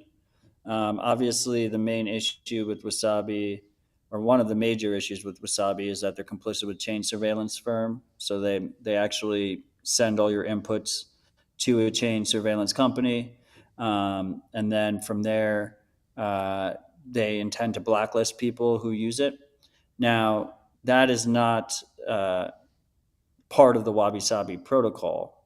That is ZK Snacks, the parent company of Wasabi Wallet, or the company that maintains Wasabi Wallet. Their coordinator does that. So when you talk about these CoinJoin implementations, you talk about Join Market doesn't use a coordinator. The maker is the coordinator. But like one of the peers in the transaction is the coordinator. But with Whirlpool and Wasabi, there is a centralized coordinator that constructs the collaborative transaction. Now, this plugin is interesting for a couple of reasons. First of all, BTCPay is obviously an absolute juggernaut and an open source project in the space. It's a great way for merchants to accept Bitcoin. This is a plugin. BTCPay has plugin architecture, which is really awesome because it's extensible and modular. So you could actually see a Whirlpool plugin or a Join Market plugin as well. And the individual merchant or user of BTCPay gets to decide if they want to enable it. Now, two interesting things here with this BTCPay Server plugin is, first of all, it makes it extremely easy for you to run your own coordinator. Up until this point, a lot of people on the Wasabi side would say, oh yeah, our coordinator, the official coordinator that everyone uses, is cucked and uses a chain surveillance firm, but you can use a different coordinator. Well, it wasn't easy to run a coordinator. Now you can run a coordinator in BTCPay Server. He also implemented a Nostr integration, so there can be a market for coordinators. So you can list your coordinator and your coordinator fees and everything on Nostr, and people can choose which coordinator they want to use. Really fucking cool. Third of all, there is, by default, if you run your own coordinator, it donates all fees to HRF and OpenSats dev funds. Which is this idea that if you're not making money off the coordinator, maybe you're more protected from a regulatory point of view, but also you can choose to accept the fees yourself. Fourth big thing here is they have the option to use multiple coordinators. So you actually do coin joins in different coordinator liquidity pools.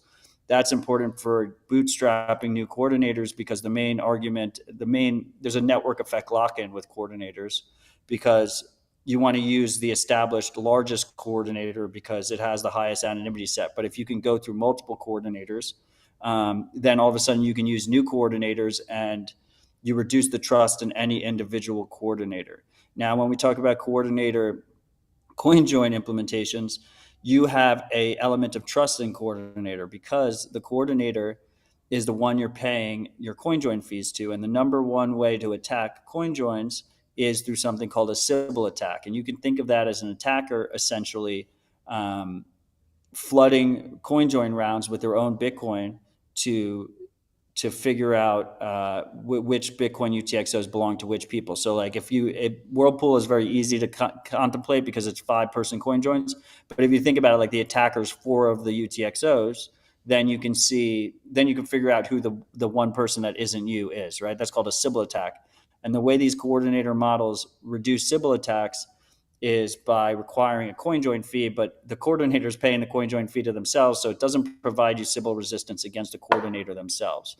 Now, if you use multiple coordinators and you kind of like cascade through them, as a result, it should, in theory, give you better Sybil resistance.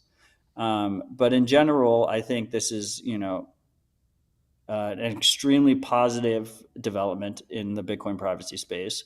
I think BTCPay Server is heavily used. We use BTCPay Server. It's nice to have it directly implemented. It's nice to have the ability for people to do their own coordinator. And then last but not least, the way WabiSabi works is you have these massive coin join rounds. 300 inputs, 400 outputs, like big coin join rounds. And it's supposed to not have you don't need equal denominations. There's no minimal amount. These are UX hurdles that people face when they use coin join services, whether that's, the earlier coin join tool from Wasabi had a minimum amount of 10 million sats, 0.1 Bitcoin. That's a lot of money for people, right? And Whirlpool goes down to as little as 100,000 sats. But if you're under 100,000 sats, you have like this toxic change situation. So the aim of the protocol is to kind of get around that limitation and that UX hurdle and that friction of these different denominations and toxic change and all this stuff. For my monkey brain, like I'm not sure, like on chain, it looks hard for me to follow a UTXO through a WabiSabi coin join round, but it's very complicated math. Like it's really hard for me to audit whether or not you're actually getting the privacy they're claiming you're getting. Now I'm hoping that because so far, the most glaring complaint of Wasabi 2.0, rightfully so, is the fact that they're paying chain surveillance firm and sending your inputs to chain surveillance. So every time you do a coin join with them, you're literally paying the enemy, paying fucking surveillance mercenary that is working with dictators and authoritarians and governments of all ilks. If we get past that, maybe we can actually have some real analysis of whether or not the WabiSabi protocol is a solid, sound protocol, because that's way above my pay grade. Like if you look at it on mempool.space or you look at it at blockstream.info, you look at it at one of these block explorers, like it seems hard to track it through, right? But like I'm not a supercomputer or whatever. Like I'm not like running statistical analysis on it and trying to figure out, which UTXOs are connected to which UTXOs. So hopefully the tangential benefit here is that we actually see some real analysis into how sound the protocol is on its own. But I will say, compared to the default, which is, not doing any collaborative transactions if you're using a BTCPay server, often combining UTXOs, this seems like a massive win. And I said in the past, even without this, that BTCPay Server is one of the most important privacy projects in Bitcoin because merchants are able to accept Bitcoin without relying on a trusted third party that often does KYC, that has regulatory capture, someone like BitPay. So the fact that CoinJoin is implemented on that side as well just adds to it, right? We were talking about earlier, like this idea of a circular economy kind of mitigating a lot of the risks of KYC, because people, instead of buying Bitcoin, will earn Bitcoin, and instead of selling Bitcoin, will spend Bitcoin. Well, BTCPay is pivotal to that aspect, right? Because we need merchants to be able to accept Bitcoin in a sovereign, private way without relying on a centralized third party. So I hope that wasn't too confusing. It's a very dense topic. There's obviously a lot of nuance there. I'll probably get attacked from both sides of CoinJoin situation. But I think that was a pretty succinct explanation of what I'm seeing here, and I think it's extremely positive development. Like I'm very grateful for Kooks for developing this and releasing this. I don't believe he's getting paid to do it, and if he is, it's probably a very small grant. Like a lot of the work he does is very poorly paid. He should get paid a lot more money. And he's a good friend. Like I had the pleasure of sharing beers with him, and he's just a good dude. And he just keeps building. He just keeps pushing code, and I truly do appreciate him for that. I do as well. That was an old school, like, debate against James Carville, like blackout session that you just went on for like 10 minutes there. One thing to add here. So this isn't the first like CoinJoin implementation that has been on BTCPay server. They've had pay to endpoint functionality for quite some time. PayJoin, which is essentially a collaborative transaction when somebody sends you Bitcoin on your BTCPay server. With PayJoin, somebody spends, you put up an input as well, and that's like a natural CoinJoin there with the PayJoin. The recipient is providing an input as well as the sender, instead of the sender only providing the inputs. And I would say, by the way, that PayJoin implementation on BTCPay server was Kooks as well. Yes. Shout out to Kooks. Reason I bring it up, I wanted to do this. I tried to do this and just became too hard with BTCPay to do it for our BTCPay server, as I wanted every transaction we were receiving on chain to be a PayJoin. But you need a hot wallet to do that. You have to manage that hot wallet. So that's UX hurdle. It's interactive. Yes. But this is point I'm trying to make. The receiver needs to be online. Yeah. Point I'm trying to make is this same thing with WabiSabi, correct? You need a hot wallet online. So first of all, the real pain point and friction point for PayJoin is that the sender needs to be willing to do it. Because I would say that on BTCPay server, if you're accepting Lightning transactions, where most of us are, like you need a hot wallet to accept Lightning transactions. So most BTCPay servers are already running a hot wallet, and they're doing so with a lot more friction because they have to manage liquidity and Lightning channels and all this other stuff. So that's why BTCPay server seems like an obvious choice for something like PayJoin, because the receiver is already managing a hot wallet and they're already online because they're accepting your payments with their BTCPay server. But the problem is the sender needs to be willing to pay with PayJoin. And what we're seeing is a lot of senders that want to use, spend Bitcoin privately, a lot of them are choosing to use Lightning instead, right? It almost is like a direct competition with Lightning. So the naive users, the average user doesn't even know any better, is just doing a regular on-chain payment. They're not using PayJoin. And then the subset of users that might want the privacy benefits of PayJoin are oftentimes spending with Lightning. So you have even smaller uptake of the PayJoin. And the whole idea of PayJoin, which is also a collaborative transaction like CoinJoins are, is well, PayJoin actually looks on chain like a regular transaction a lot of the time. So if you get any kind of reasonable uptake, it gives you it helps the privacy benefits of users that are not using it. Because ultimately, when you look at these chain surveillance firms, what they're doing to track Bitcoin is they're doing probability analysis of ownership change. Like I can send Bitcoin to myself, Marty can send Bitcoin to himself.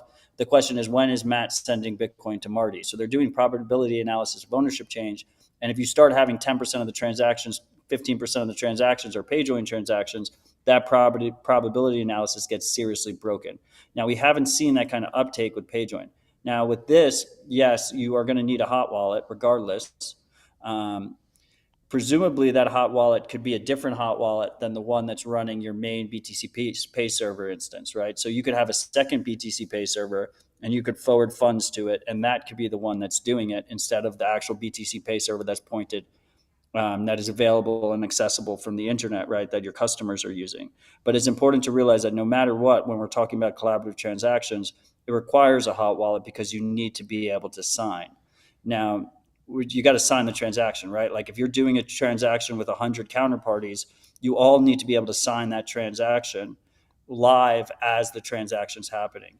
Now, we could see interesting things, and I've been hoping for this for a while, and I've been in MVK's ear, because like CK Bunker, right, is this idea of a cold card that's connected to a computer, right, that has certain signing parameters that will only sign transactions that are being paid back to yourself. And so CoinKite, ColdCard already has this functionality. The question is, it needs to get integrated with the software, right? But the idea is you can make it so that the only way the cold card signs a transaction and it's enforced by the cold card's two secure elements is if you're sending back to yourself. Because a CoinJoin, you're essentially sending back to yourself. You're signing this collaborative transaction, and then you're sending it back to a new, fresh address that you have control over, that the cold card has the private keys for, right? So you can have a situation where you have a hardware signing device that basically has signing policies. It's still a hot wallet. It's still, I think you still consider it a hot wallet. It's connected to the internet, but it's a greatly, it's a much more secure hot wallet than a just regular hot wallet in that situation. That doesn't exist yet. Like that's not implemented in this plan. Yeah, I'm trying to wrap my head around that. So you connect it to CK Bunker and so it would just scan your XPub, recognize that you're sending to one it of has the your addresses. XPub in it. Yeah, the cold card already has your public and private keys. It lives on the lives on the ledger, but it's in the computer. Yeah. And no, I think that's fascinating. How so it would have like if this address is on this cold card and they're trying to send it, then we sign it. If it's not, and we're already seeing CK Bunker being used. Yeah, we're seeing CK Bunker being used for situations where it's like, if it's a transaction that's under, $10,000, then sign it. But if it's a larger transaction, don't sign it, right? Like different signing policies. That's the whole idea of CK Bunker. It's basically a very cheap hardware security module in HSM, right? But HSMs usually cost thousands of dollars, have very closed chips in them. Like the code can't be verified.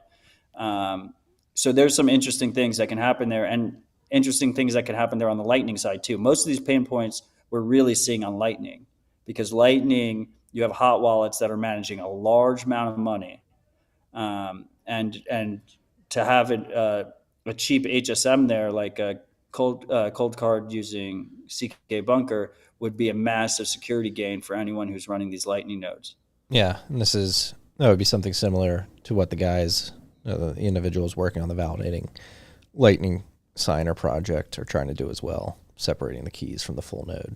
Run your full node in the cloud. Keys are separate. Sign on a different device. That's the optimal. Let's be real, like running a Lightning node on hardware in your house probably isn't going to be scalable, not because of the hardware, but just because of the internet connection. You want that thing to be online at all times, and cloud providers. Yeah, and if you're not using Tor, if you're not using Tor, you're exposing your home IP address, which you don't want to do. And if you are using Tor, you just have horrible performance. Yeah. And your customers would have to have Tor. Yeah.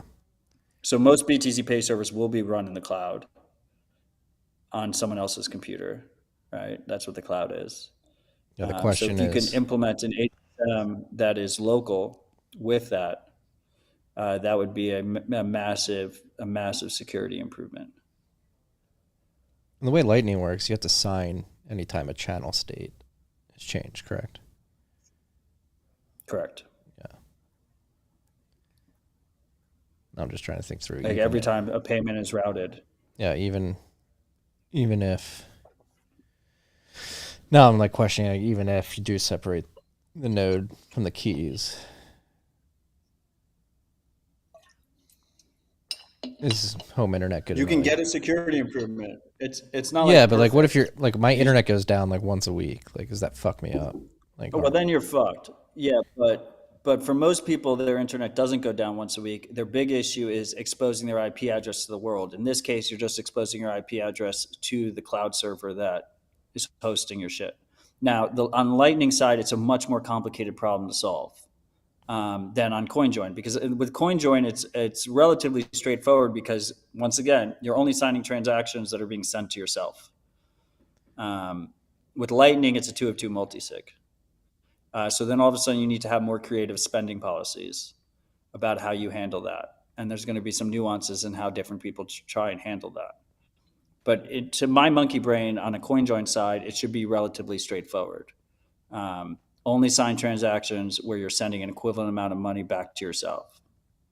Yeah, that makes a lot of sense. Bullish. WabiSabi plugin on BTCPay Server. First software update of the week. And I see Finch's comment here about WabiSabi still has address reuse. My understanding with the address reuse is address reuse on the input side, which is not ideal because you're reducing everyone's anonymity set in that situation on the input side. But there are real world use cases where people are withdrawing to the same address, like an exchange requires you to withdraw to the same address, or people are sending payments to the same address. So like, I'm not necessarily against that as a concept for the coordinator to be stopping it. Now, BTCPay Server does let you run your own coordinator, and I wonder that it wouldn't be impossible for them to make it so your coordinator can enforce different policies, right? Because the coordinator, it ultimately comes down to the coordinator if they don't want inputs to be on reused addresses. Yeah. Beware, freaks. But I'm hoping we have more of these conversations now that people can run. Hopefully we start to see some coordinator competition, and we'll have non-cucked coordinators, so then people can actually analyze the protocol rather than the people running the coordinator. Should we turn our node into a coordinator? No. I knew the answer to that question before I answered it. We are not running a WabiSabi coordinator. No, we're not. Next up on the list, Seedsigner version 0.6.0 has been released. This is a major upgrade. The quote-unquote 2 more weeks release. Looks like the biggest thing in this is BIP85 deterministic seed derivation. That's what I... They also, my understanding is that this is actually it's an operating system. Seedsigner OS. Yeah. That they're using is the really big change here, instead of using an off-the-shelf Linux distro. Yeah, custom Linux operating system. You download it and then remove the micro SD after startup. Networking, BT swap, USB removed from kernel. Deployment image is 100x smaller, and you build from scratch with minimal commands with the OS. That's pretty big. It's a very big release. Actually, we missed this one last week. Jevy sent it to me after the show. So thanks, Jevy. Jevy always looking out. Go to Jevy for his Bitcoin knowledge and his knowledge of food. Jevy, I bought another chest freezer because the correct amount of chest freezers, according to Jevy, is N+1. Yes.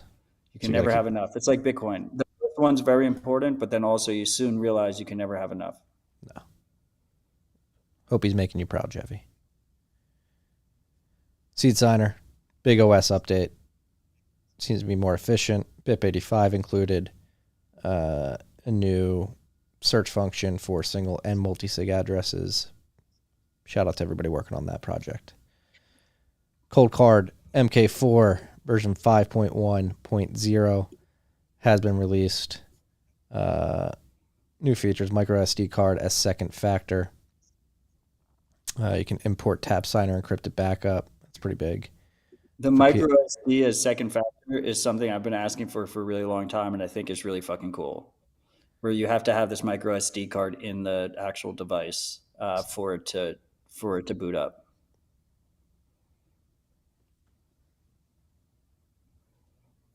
In the Mk4 specifically, because it doesn't need one, and it's just like an. I mean, the Mk3 didn't need one either.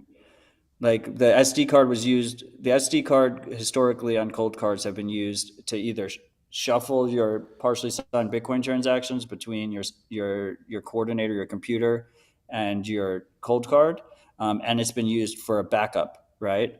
But in this situation, you could have a micro SD card that must be inserted. Otherwise, the seed is wiped when you try and enter your PIN. And so, like, think about when you're like crossing a border or something. You have a micro SD card that is already set up with a cold card that is operating as the second factor. You put that in like a digital camera or something, right? That usually has a micro SD card. And then you have your cold card separately. If a border agent takes that cold card and tries to boot it up, it doesn't matter with whatever PIN they add, the seed is going to get wiped. They have to actually physically take out the SD card from the camera, stick it in. And also micro SD cards are fucking tiny, right? So like you can hide that in so many different places. They need to actually put that micro SD card in the device. Fucking swallow it. Yeah, whatever, right? I mean, I don't suggest people swallow micro SD cards unless they're in an absolute pinch, because I don't know if it's going to come out the other side. Yeah, I mean, you might have serious intestinal damage if you do that. So if you do it, just remember Marty told you to do it. But that has sharp edges on the micro SD cards. Well, but yeah, this is a feature that I've wanted for a long time, and I think it's a really big deal. Like the cool part about the cold card is there's so many different options you have that, like, if a malicious individual gets access to a cold card, they don't really know what your setup is. There's so many different ways that you can set that fucking thing up. That this is just a massive, just a massive win. I'm very happy about it. Thank you, NVK, for shipping this, and Peter, the man behind the scenes. I was gonna say you gotta mention Peter. He's probably the one that actually coded it up. He's the one who actually did it. Yeah. But Peter, I haven't gotten contact information for Peter yet, so NVK is the one I badger about all these things. I don't think you'll ever get that. Yeah, I don't think so either. The best you're getting is one day, maybe. Is an orange block clock. Someone's salty. Okay, you can continue reading the notes. Up next, Sparrow Wallet version 1.7.3 has been released. I'll just read the first bullet Did point. we talk about the tab sign? The tab signer thing is cool too. I mentioned it. I said it was cool. And you just fucking completely just went micro SD 2FA. I'm sorry. But it is really cool. Yeah, tap signer, you can store your encrypted backup on the Mk4 as well. Yeah, that's pretty cool. Yeah. And I assume that's just NFC tap on it. Yeah, you would have to imagine. Which is cool. Yeah, there's no plugs on the tap signer. Yeah. I thought he's going to force you to manually put that in either. That would be annoying. Yeah. Sparrow 1.7.3 has been released. They have implemented Bitcoin secure multi-sig setup for key store export and wallet import/export. I think this is another thing that Craig invented, like his label exports. But the idea is that make it easier to set up a multi-sig for the first time, and it's cross-compatible with other coordinators, right? So I don't know if any others have implemented it yet, but the idea is basically if someone's using Spectre with a different hardware wallet and you're using Sparrow with a different hardware wallet, you can create that multi-sig much easier because it is a little bit of a bitch right now. You're like copying, pasting a lot of stuff, putting it in Signal or Threema or Matrix or whatever your encrypted chat is to kind of pair them to begin with. But if you have multiple people in an organization and you want to set up a multi-sig, this should make it significantly easier. Shout out to Craig and team at Sparrow Wallet. There's no team. Just Craig. Mentioned the BTCPay Server WabiSabi plugin in beta. They've also had another release, 1.8.0. This version brings custom checkout forms, store branding options, and redesigned POS keypad view, and new notification icons and address labeling. More labeling. Love to see it. Yeah, I mean, the labeling is extra important if you're using the CoinJoin plugin. And I think the big one here is the more store branding options. You could already brand stores, but it was more difficult, and I think they made it easier, but I haven't actually played around with the new update yet. Neither have I. Our BTCPay server is not on 1.8.0 yet. Stack Wallet, mentioned earlier, version 1.5.44. Paynims updates and fixes, and a bunch of other maintenance stuff. Maintenance stuff mainly. Well, like shitcoin support. So Stack Wallet is a multi-coin wallet that supports shitcoins, but they're also the first wallet. They're fully open source, first of all, and they're the first wallet that you can use BIP47 and equivalent paynims. Paynims are a user-readable, centralized way of connecting a BIP47 reusable payment code to an individual on iOS. So they also support Android and I think Linux as well, because I see an app image file there, which would be a Linux file. So it's cross-platform iOS and Android. It looks like they're getting coin control in the next couple of weeks and Whirlpool coming later this year, according to Finch in the comments. But it's great to see an iOS wallet that supports BIP47 payment codes, because they're a very easy way to post a static string without reusing addresses in a very self-sovereign way. You can just do it from a mobile wallet, right? So historically, Samurai has supported it, then Sparrow supported it.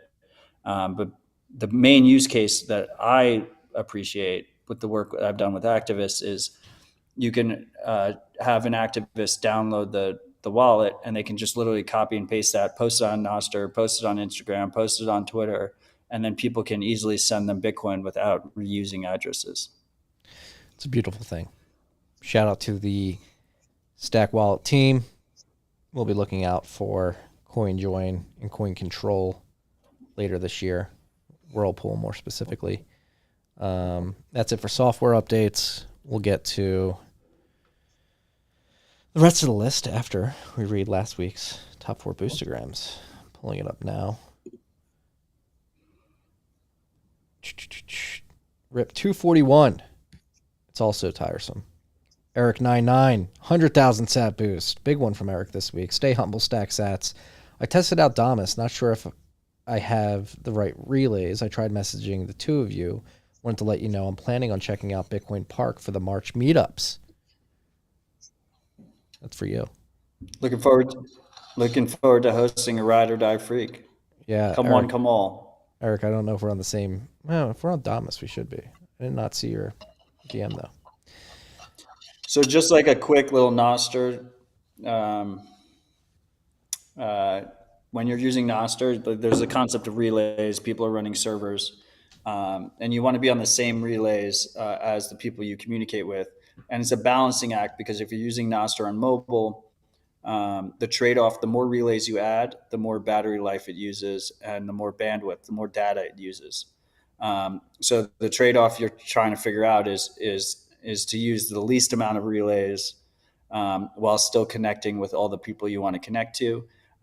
There's also Blaster, which is a relay implementation from the Mutiny Wallet guys we talked about last week, where if you add as a relay nostr.mutinywallet.com, They will then, once you send it to them, and they will blast it out to 300 other relays for you without having to connect to those relays yourself. Now, just keep in mind that is write only, so you can't actually read stuff that are on those relays, but they will all receive your posts. Beware, freaks. Noster, hot in the streets right now. Oh, I got to keep reading Boostagrams. I was like, oh, I was the only one. Eric99, 100,000 sats. Coming in at number 2, we have at NZJess, 77,777 sats. Fuck the FATF. Also, pay your taxes, freaks. Also, fuck the fucking FATF. I agree with all those statements. Financial Action Task Force. Ooh, maybe that's something we should have put on the list. Shout out to NZJess for bringing it to our attention. I wrote a Ben about it earlier this week or late last week. The FATF came out and added Nigeria and South Africa to their gray list. They are not kosher in the eyes of the Financial Action Task Force, and it's not because they did anything wrong in terms of facilitating money laundering or crime. Their surveillance of their citizens within their financial and banking systems just isn't up to snuff. The Financial Action Task Force wants them to add more surveillance before they get off the gray list. So it's pretty fucked. Which is, I mean, fucking hilarious, because Nigeria is literally running like one of the first in production CBDCs and is like forcing all their citizens into it in the middle of this currency crisis that they've created.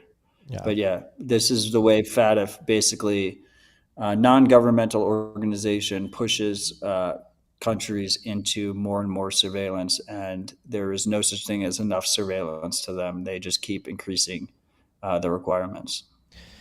Yeah. And this is going to seep into the Bitcoin world. One of the main guidelines of the Financial Action Task Force is the idea of this travel rule, where if you're sending money between two different entities, they need to exchange information about the individuals who are exchanging money.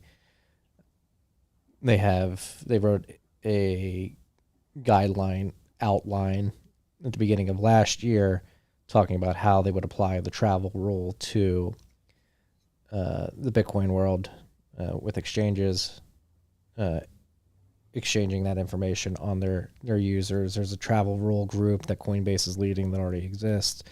Many of the exchanges are complying. However, in that guideline outline that they released last year, they do mention that they would like to see travel rule information facilitation with quote-unquote unhosted wallets as well. So they're going to try and force open source wallet projects to include travel rule compliant functionalities into their apps, which is just a non-starter. It's the line in the sand where we say, go fuck yourself.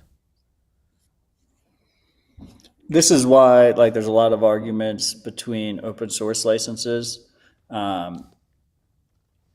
Specifically, some licenses have restrictions. They're not truly false. You can only verify the code. You can't actually modify it and distribute it yourself.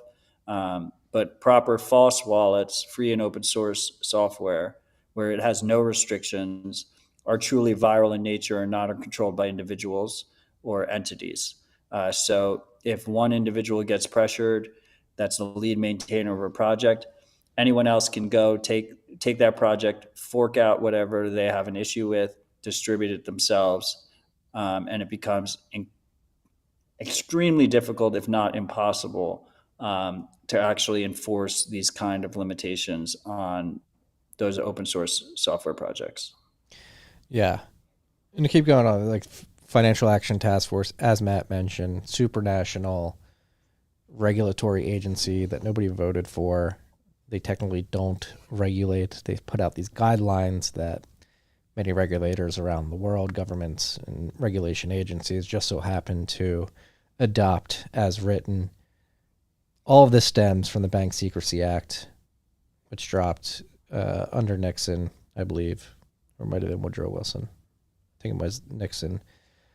That has been completely ineffective. Like, it's one of the craziest stats out there. Like, the KYC, AML compliance regulations that have been put in place throughout the banking and financial system have prevented 0.05% of crimes committed using where money laundering was involved. Like they don't work. They don't even have criminals get around. Yeah, criminals are going to criminal. It doesn't work. And there was the Cato Institute, even though they're a pretty cucked economic think tank, they did have an event where this topic of the Bank Secrecy Act came up. Representative Warren Davidson tweeted out the Bank Secrecy Act helped create the flawed third-party doctrine. So that's where a lot of this FATF guidelines come from, is this third-party doctrine. The flawed third-party doctrine, which claims that no one has any expectation of privacy when they share information, including information required to participate in the financial system. It was designed to exclude people and evade the constitutionally protected right to privacy.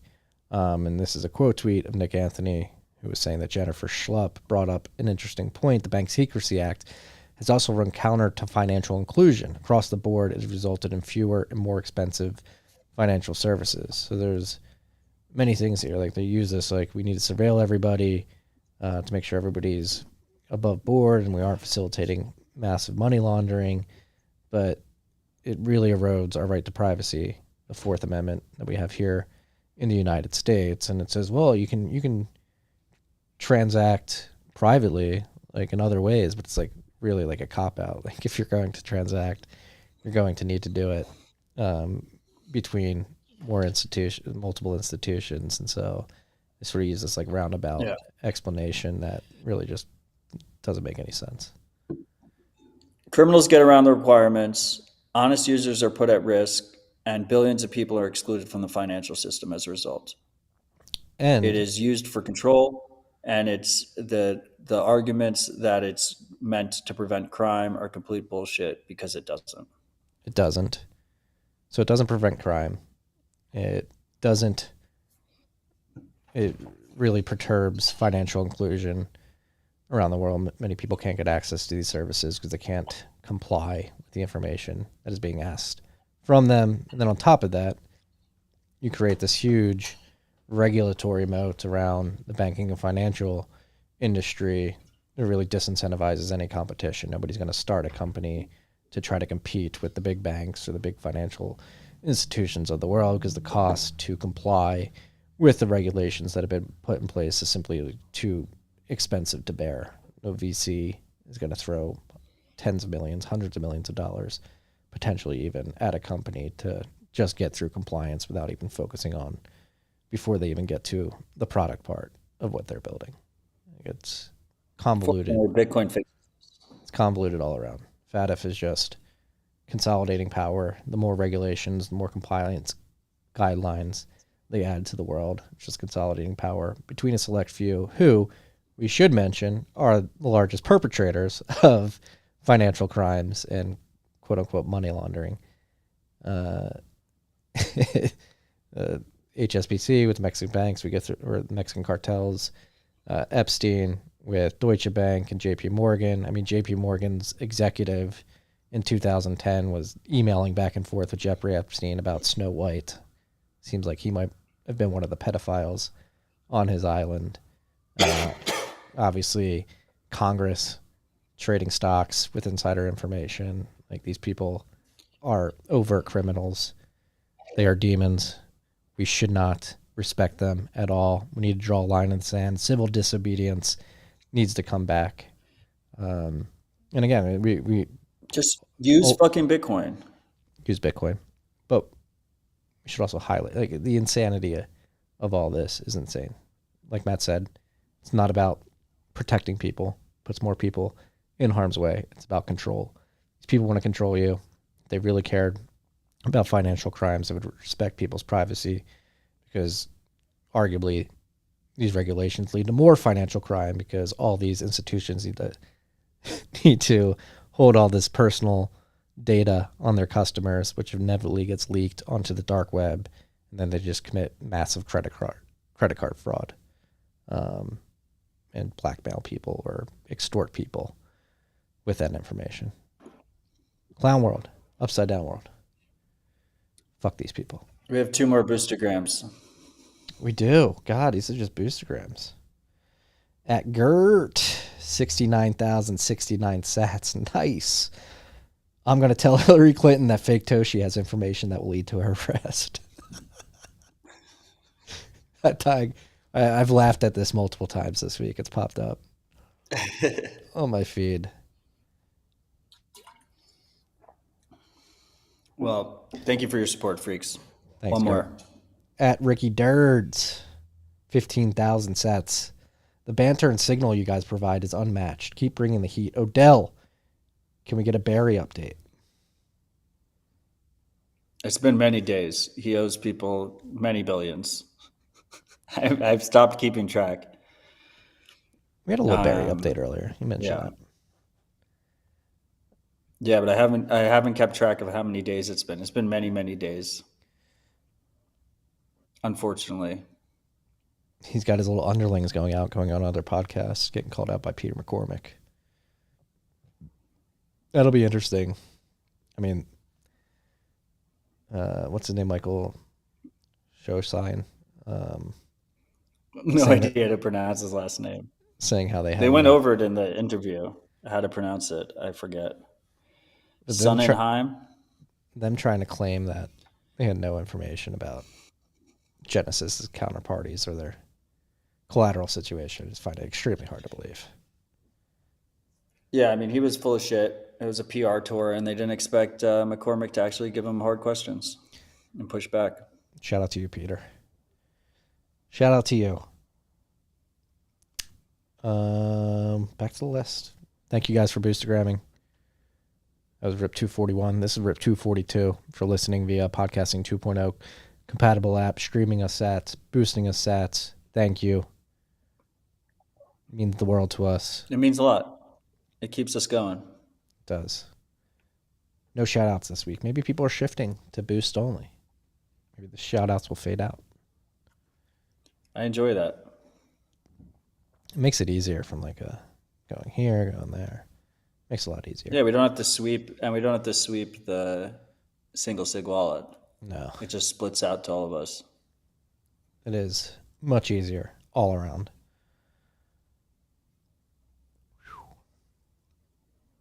Let's go. This is pretty big or pretty cool to see. There's nothing very special about this from a technical perspective, but Nunchuck and Coinkite have entered in an official partnership. If you're a Nunchuck user that wants to get a tap signer, you're going to get a discount as a Nunchuck user. Official corporate spot. Yeah, I mean, I like partnership. Yeah, I mean, I like this announcement because it's a win-win for both parties. Nunchuck is an app where you can create Bitcoin wallets and has multi-sig support. Obviously, Coinkite is a hardware manufacturer. Historically, in the space, we've seen a lot of vertical integration where hardware manufacturers are also making the software app. I would love to see more of this, right? Where each focuses on their core competencies, whether that's software or hardware, and there's cross compatibility with both. And this is one example of that. Obviously, we were talking about Sparrow earlier, which supports like pretty much every hardware wallet. So does Nunchuck. But I guess in this situation, essentially Nunchuck users are going to get a discount on Coinkite products.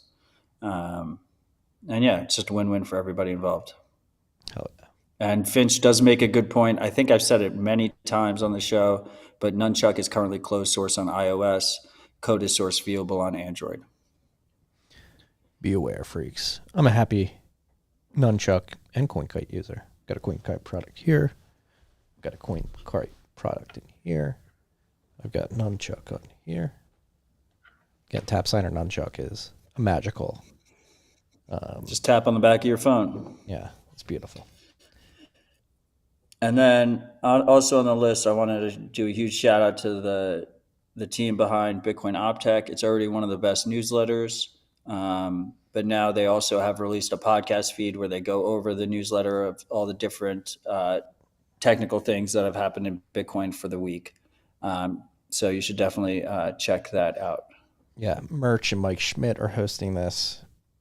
In last week's episode, they were joined by James O'Byrne, Christian Decker, and Russell O'Connor. So if you're looking for the highest caliber Bitcoin protocol technical analysis, I mean, if we're being honest with ourselves, it's probably not going to happen here. It's going to happen on the Optech newsletter podcast.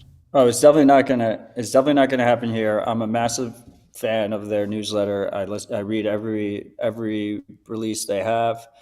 So they do Twitter Spaces. They started doing Twitter Spaces where they discuss it when they release it, and now those Twitter Spaces are also being released in the podcast feed, so you can easily listen to them after the fact.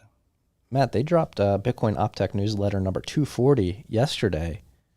We're at Rabbit Hole Recap 242. These two media outlets started around the same time. There you go. Love to see it. Love to see it. Already mentioned Abubakar's article in Forbes. It's good to see quality Bitcoin content in Forbes. We're going to link to that in the show notes. But yeah, the Naira crisis is fueling Bitcoin adoption, particularly with younger Nigerians, is sort of the gist of that article. But highly recommend you guys go and read it. Hopefully we see more of this in Forbes, actual quality journalism from people who know what they're talking about. Yeah, I mean, I talked to Abubakar. The way Forbes works is they have a lot of independent contributors, which is why you can read some things that are good in Forbes and then some things that are absolute trash. But Abubakar plans to, this is his first contribution. He plans to release more there, which is fantastic to see. I mean, he's just an amazing dude. If you haven't listened to my Freedom Money episode with him, go listen to it. He's a Bitcoin core dev from Nigeria. He has his own venture fund, and he's involved with B Trust, which is the endowment for open source developers that was funded by Jay-Z and Dorsey. He's one of the board members there. And then he also has Kala, which is an education initiative training developers in Africa. And I think a lot of the most bullish fundamentals we're seeing with Bitcoin and the Bitcoin community growing is in the global South, is in Africa, is in Latin America. So it's very inspiring to see the work that him and others over there are doing, you know, Farida and Bernard Pra, and many others. It's just really inspiring. It is. I've said this before on the show. Obviously, we have a Western perspective of Bitcoin, what's being built on it, its adoption. I'm very bullish on individuals like Abubakar, Bernard, team at IBEX, really pushing Bitcoin forward in emerging markets where it's arguably needed most desperately, particularly in Nigeria, where they're getting rugged by their government in real time right now. Indeed. We're getting rugged too, but it's a bit slower. Last but not least, Freedom Money, episode 5 has been released.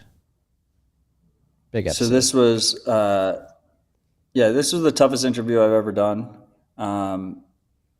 It's with Joher. Her name's Joher. She's an Uyghur activist. Her father is an economist that was imprisoned. And she's not a Bitcoiner. So you want to talk about my interview with Lionel, the author of Mandibles, and how she was blackpilled and not a Bitcoiner. Well, this is on a whole nother level because her people have just been persecuted her whole life to the insane degree. So I do suggest everyone gives it a watch or a listen. You can just search Freedom Money in YouTube and it'll pop up. It's on Bitcoin Magazine's channel. They funded it and did the production. It was just a really, really empowering, and empowering is the wrong word. It's a very sobering interview, right? Like the stakes are very high, and this is why we need to win. This is why this mission is so important. This is why open source software is so important. But this interview was a very difficult interview. But it's about a very important discussion, very important topic. with just an absolutely incredible woman. So definitely give that a watch. And then, so this is the 5th of my Freedom Money series. The finale, the 6th, will come out next Wednesday, and that's with Dario Schneiderman of Moon Wallet. So stay tuned for that. And hopefully this is the first of many Freedom Money series that y'all will get to listen to and enjoy. Shout out to you, brother. Shout out to Bitcoin Magazine. Very important work. I mean, the plight of the weaker population in China is harrowing, sobering, like we mentioned. That's all we got for the list. I wanted to just highlight. Yeah, go on. I was just going to say I had one more thing I want to highlight. Just check in on layoffs. Same. Layoffs.fyi. Currently at 122,341 layoffs in the tech sector so far this year. Obviously, I wanted to bring it up because we had the end of February 2 days ago, and there were 36,363 layoffs following 84,000 in January. And so I believe the combination of those two, we have surpassed the total amount of layoffs in Q4 2022. So it seems like, at least in the tech sector, in the economy here, this is globally, going through some pain. Things seem to be accelerating. Indeed. Mandibles. What, people thought once I got her for an interview, I was going to stop saying mandibles? Yeah, I think it's possible. possible.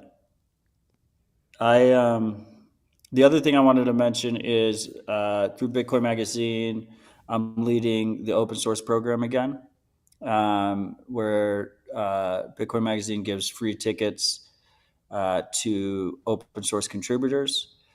We've expanded the program from last year. We're targeting 60 projects in total. Currently, 45 projects are listed. So if you're an open source contributor to a Bitcoin project or a tangential project, not shitcoin projects, but like Tor is listed. A couple other projects are listed, but right now 45 projects are listed. Today I added Galoy Money and Cashew. Cashew is the Chaumian Mint project led by Kali. Or Kaye, I don't know how to pronounce his name. Kaye. Which is like street in Spanish. Yes. I added those two projects. If you go to b.tc/conference/open-source-contributors, you can see the projects listed and you can press apply. And yes, I resent the domain that I have to read out. Pretty long. We'll dump a link in the show notes, so you have to rewind many times. Probably the first thing I'm going to do right after this is change that domain, but that one will still redirect. Trying to think, anything else? We issued our first tickets for that, by the way. So if you applied as of like a week ago and did not receive a ticket, it's either because you were denied or there was a mistake. So hit me up and I can tell you why you were denied. It's mostly because people didn't link to the GitHub repo that they needed to. Matt. So I couldn't prove if you were an open source contributor or not. Matt's just playing Happy Tyrant on the open source stage here. Denied. No, there was some people that just like linked like a shitcoin project. Do you have to do you want to know what the process is, Marty? The process is me manually going through a Google Sheet and clicking GitHub links and checking the commits. And you'd be surprised at what some people put in there. Yeah, you're a tyrant. Just saying that. One man deciding whether or not. I'm kidding. I kid. Yeah, Marty tried to apply and he just linked a Pornhub link. And I was like, Marty, this does not qualify. Wouldn't be able to get you a Pornhub link. Haven't been on that website in quite some time. Nothing to copy. Stop watching porn, freaks. It's bad for your mind. Don't enable it. Don't enable it. That's all I got. I'm trying to think if there's any economic data I have at the top of my mind, but I don't. Layoffs continuing. Yeah, I mean, the layoffs are going to escalate, right? Like, we're not done with that yet. No. Again, yeah, I mean, just to reiterate what I said earlier, with China reopening, the Fed is fucked. Which is crazy, because we're potentially in a stagflation scenario where they're raising rates to the highest points they've been in decades. You have this weird supply chain debacle that's still emanating from the economic lockdowns. It's then going to be exacerbated with the reopening of China, and they're going to have rates high. They're going to have unemployment screaming. They're going to have inflation screaming. And they can keep rates high and inflation still screams, but the economy's suffering, stagflation is happening. Or cut rates, inflation runs faster, maybe people get jobs, but the money they make is losing value day by day. Again, we're in the middle of a hyperinflationary event, freaks. Most people just don't realize yet. It happens in stages. Well, the real rates are like basically negative right now still, right? Like if you're talking about like consumer loans or mortgages or something. Yeah, they're below the real rate of inflation. Yeah, because like what's the real rate of Well, inflation? actually, Like 12%? Probably closer to 15. I think credit card rates. Yeah, so if you can get I mean, credit card rates are just a fucking scam. Like if that's they're like fucked. 25%. But like if you're getting like a 30-year mortgage at like 6.5% and like inflation is 12, Good deal. then you're really, it's like a negative 6% real rate, right? Yeah, if you can lock it in. But then you got to have the income to pay for the monthly payment, which many people don't have. Oh, that's one thing I wanted to highlight. And in Mandibles, your salary doesn't go up with inflation. You get fucked. Yeah, you just get fucked. Which is what we're seeing in practice today, too. This was an interesting stat. I saw Zero Hedge tweet out earlier. Zillow estimated it would take nearly 10 years for an individual saving 5% of the median household income every month to put aside a 10% down payment on a typical home. So think about that. 10 years, an individual saving 5%. What's the median income? Probably like 36 to 40 grand, I would imagine. Yeah, 40K. Yeah. So here, let's be accurate here. We can probably find it pretty quickly. Median income US $31,000, lower than that. 31,133, and that was 2019, so maybe it's a little higher post-COVID. It's like 1.3 Bitcoin. Not a lot. But yeah, I was just thinking about median American saving 5% of their paycheck every month for 10 years to put a 10% payment down. That's like Zillow's trying to normalize like 10% down payments. Like you should be putting 20% down or more for your house. Like it's completely fucked. You can see why the Lionel Shrivers of the world are so black-pilled when the prospects of your average American buying a house are so dire. 10 years to save up just to put down a 10% deposit, and then you have to pay the monthly payment, which is going to be pretty steep with the interest rates where they are. Not going to happen for most people. It's fucked up. Yeah. Send it on something bullish. I mean, you want to talk about buying a house, like I'm just affording rent. Yeah. My rent's going to be more affordable at the end of the year when I negotiate my rent down, but a lot of people not going to be in the same situation. No, I spoke to your landlord. He said he's going to increase. Wait, you speak Mandarin? And then, yeah, your landlord doesn't speak English. And If you have a Chinese only speaking landlord, you're really fucked. But that's it. If you want to talk about like rental costs too, like if you want to like regulatory burdens are really going to fuck us too in this situation, because historically in the past, at least the housing market's been able to adapt to worse economies, right? But there's like a base cost now in terms of building new housing units, in terms of what you can rent out and what you can't rent out.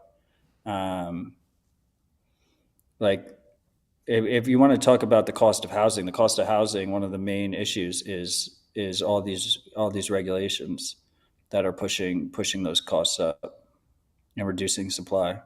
Yeah. I have a white pill in regards to the housing market, particularly down here in Texas.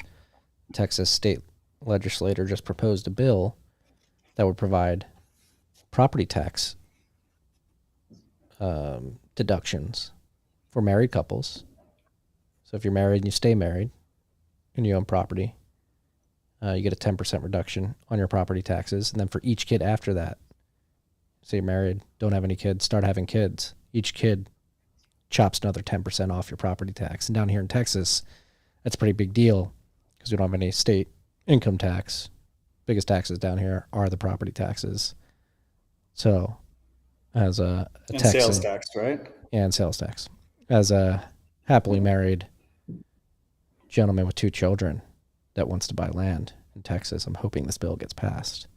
Very great incentive to incentivize strong families and population growth in your state. I think this should be a federal. I mean, law. they should just cut property taxes, but yeah, property taxes shouldn't exist. But like you're thanking them for putting a gun to your head and asking for less money is what you're thanking them for right now. If you have 10 kids, you don't pay any property taxes. That's the thing. You can get to 0 property taxes. You just have to have 10 kids, which is crazy. They definitely cap it. No, they don't. Are you sure that it goes to 0? It goes to 0, yeah. Written in the bill. As Jeffy says, of all forms of taxes, property taxes might be the most pernicious. I agree there. Yeah, because you don't really own the land.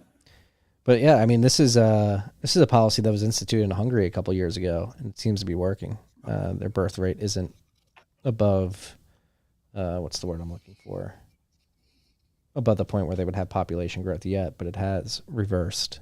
And that was implemented only a couple years ago, incentivizing people to have children with tax breaks. It's sad that we've gotten to this point in the world where that's what you need to do to incentivize people. Yeah, to have BTC kids. pins. If you produce more producing slaves for us, you get a discount. I don't think that's like what the Texas legislators think. I think they're thinking like, hey, we want strong families in Texas. Can you adopt and get under it too? I would imagine. If they're legally adoption, the legal process to make somebody your child, which is weird to think about, but they are legally your children after you adopt them, I think. They definitely are legally your children. Yeah. I just wonder if the bill allows that. If you get 20, do you pay negative tax? They pay you. If you get 20, I think taxes are going to be like the last year wares. Yeah, that sounds expensive. Yeah. That's a great rip. A lot going on. Silvergate in trouble. CashApp selling a lot of Bitcoin to people. A lot going on the software development side of the apps in the space. Privacy increasing. Government's rug pulling. Unelected regulatory bodies trying to take control of you. Don't let them. Draw the line in the sand. These people fucking hate you. They want to control you. You have the president of Ukraine saying that Americans are going to go over and die in that war. I don't think so. I think that was out of context. Do you? Yeah, supposedly, in the beginning of that comment, it was if Ukraine loses, he was saying that Americans would go over to they would have to fight Russia because Russia would then continue to the rest of Europe. It wasn't them coming to Ukraine. Because I thought I watched it. I thought it was because they started before they started after he says the lead up, or the question was the lead up or something, and they cut that part. Goddamn clips. Good catch there.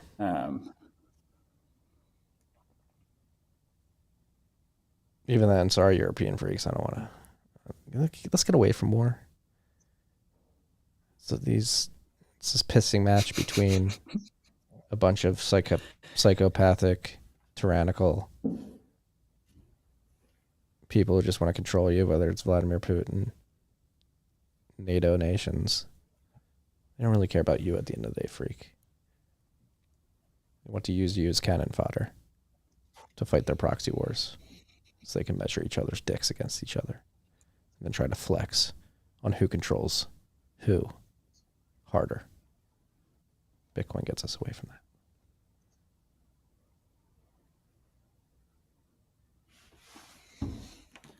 Great rip, Marty. Great rip, Logan.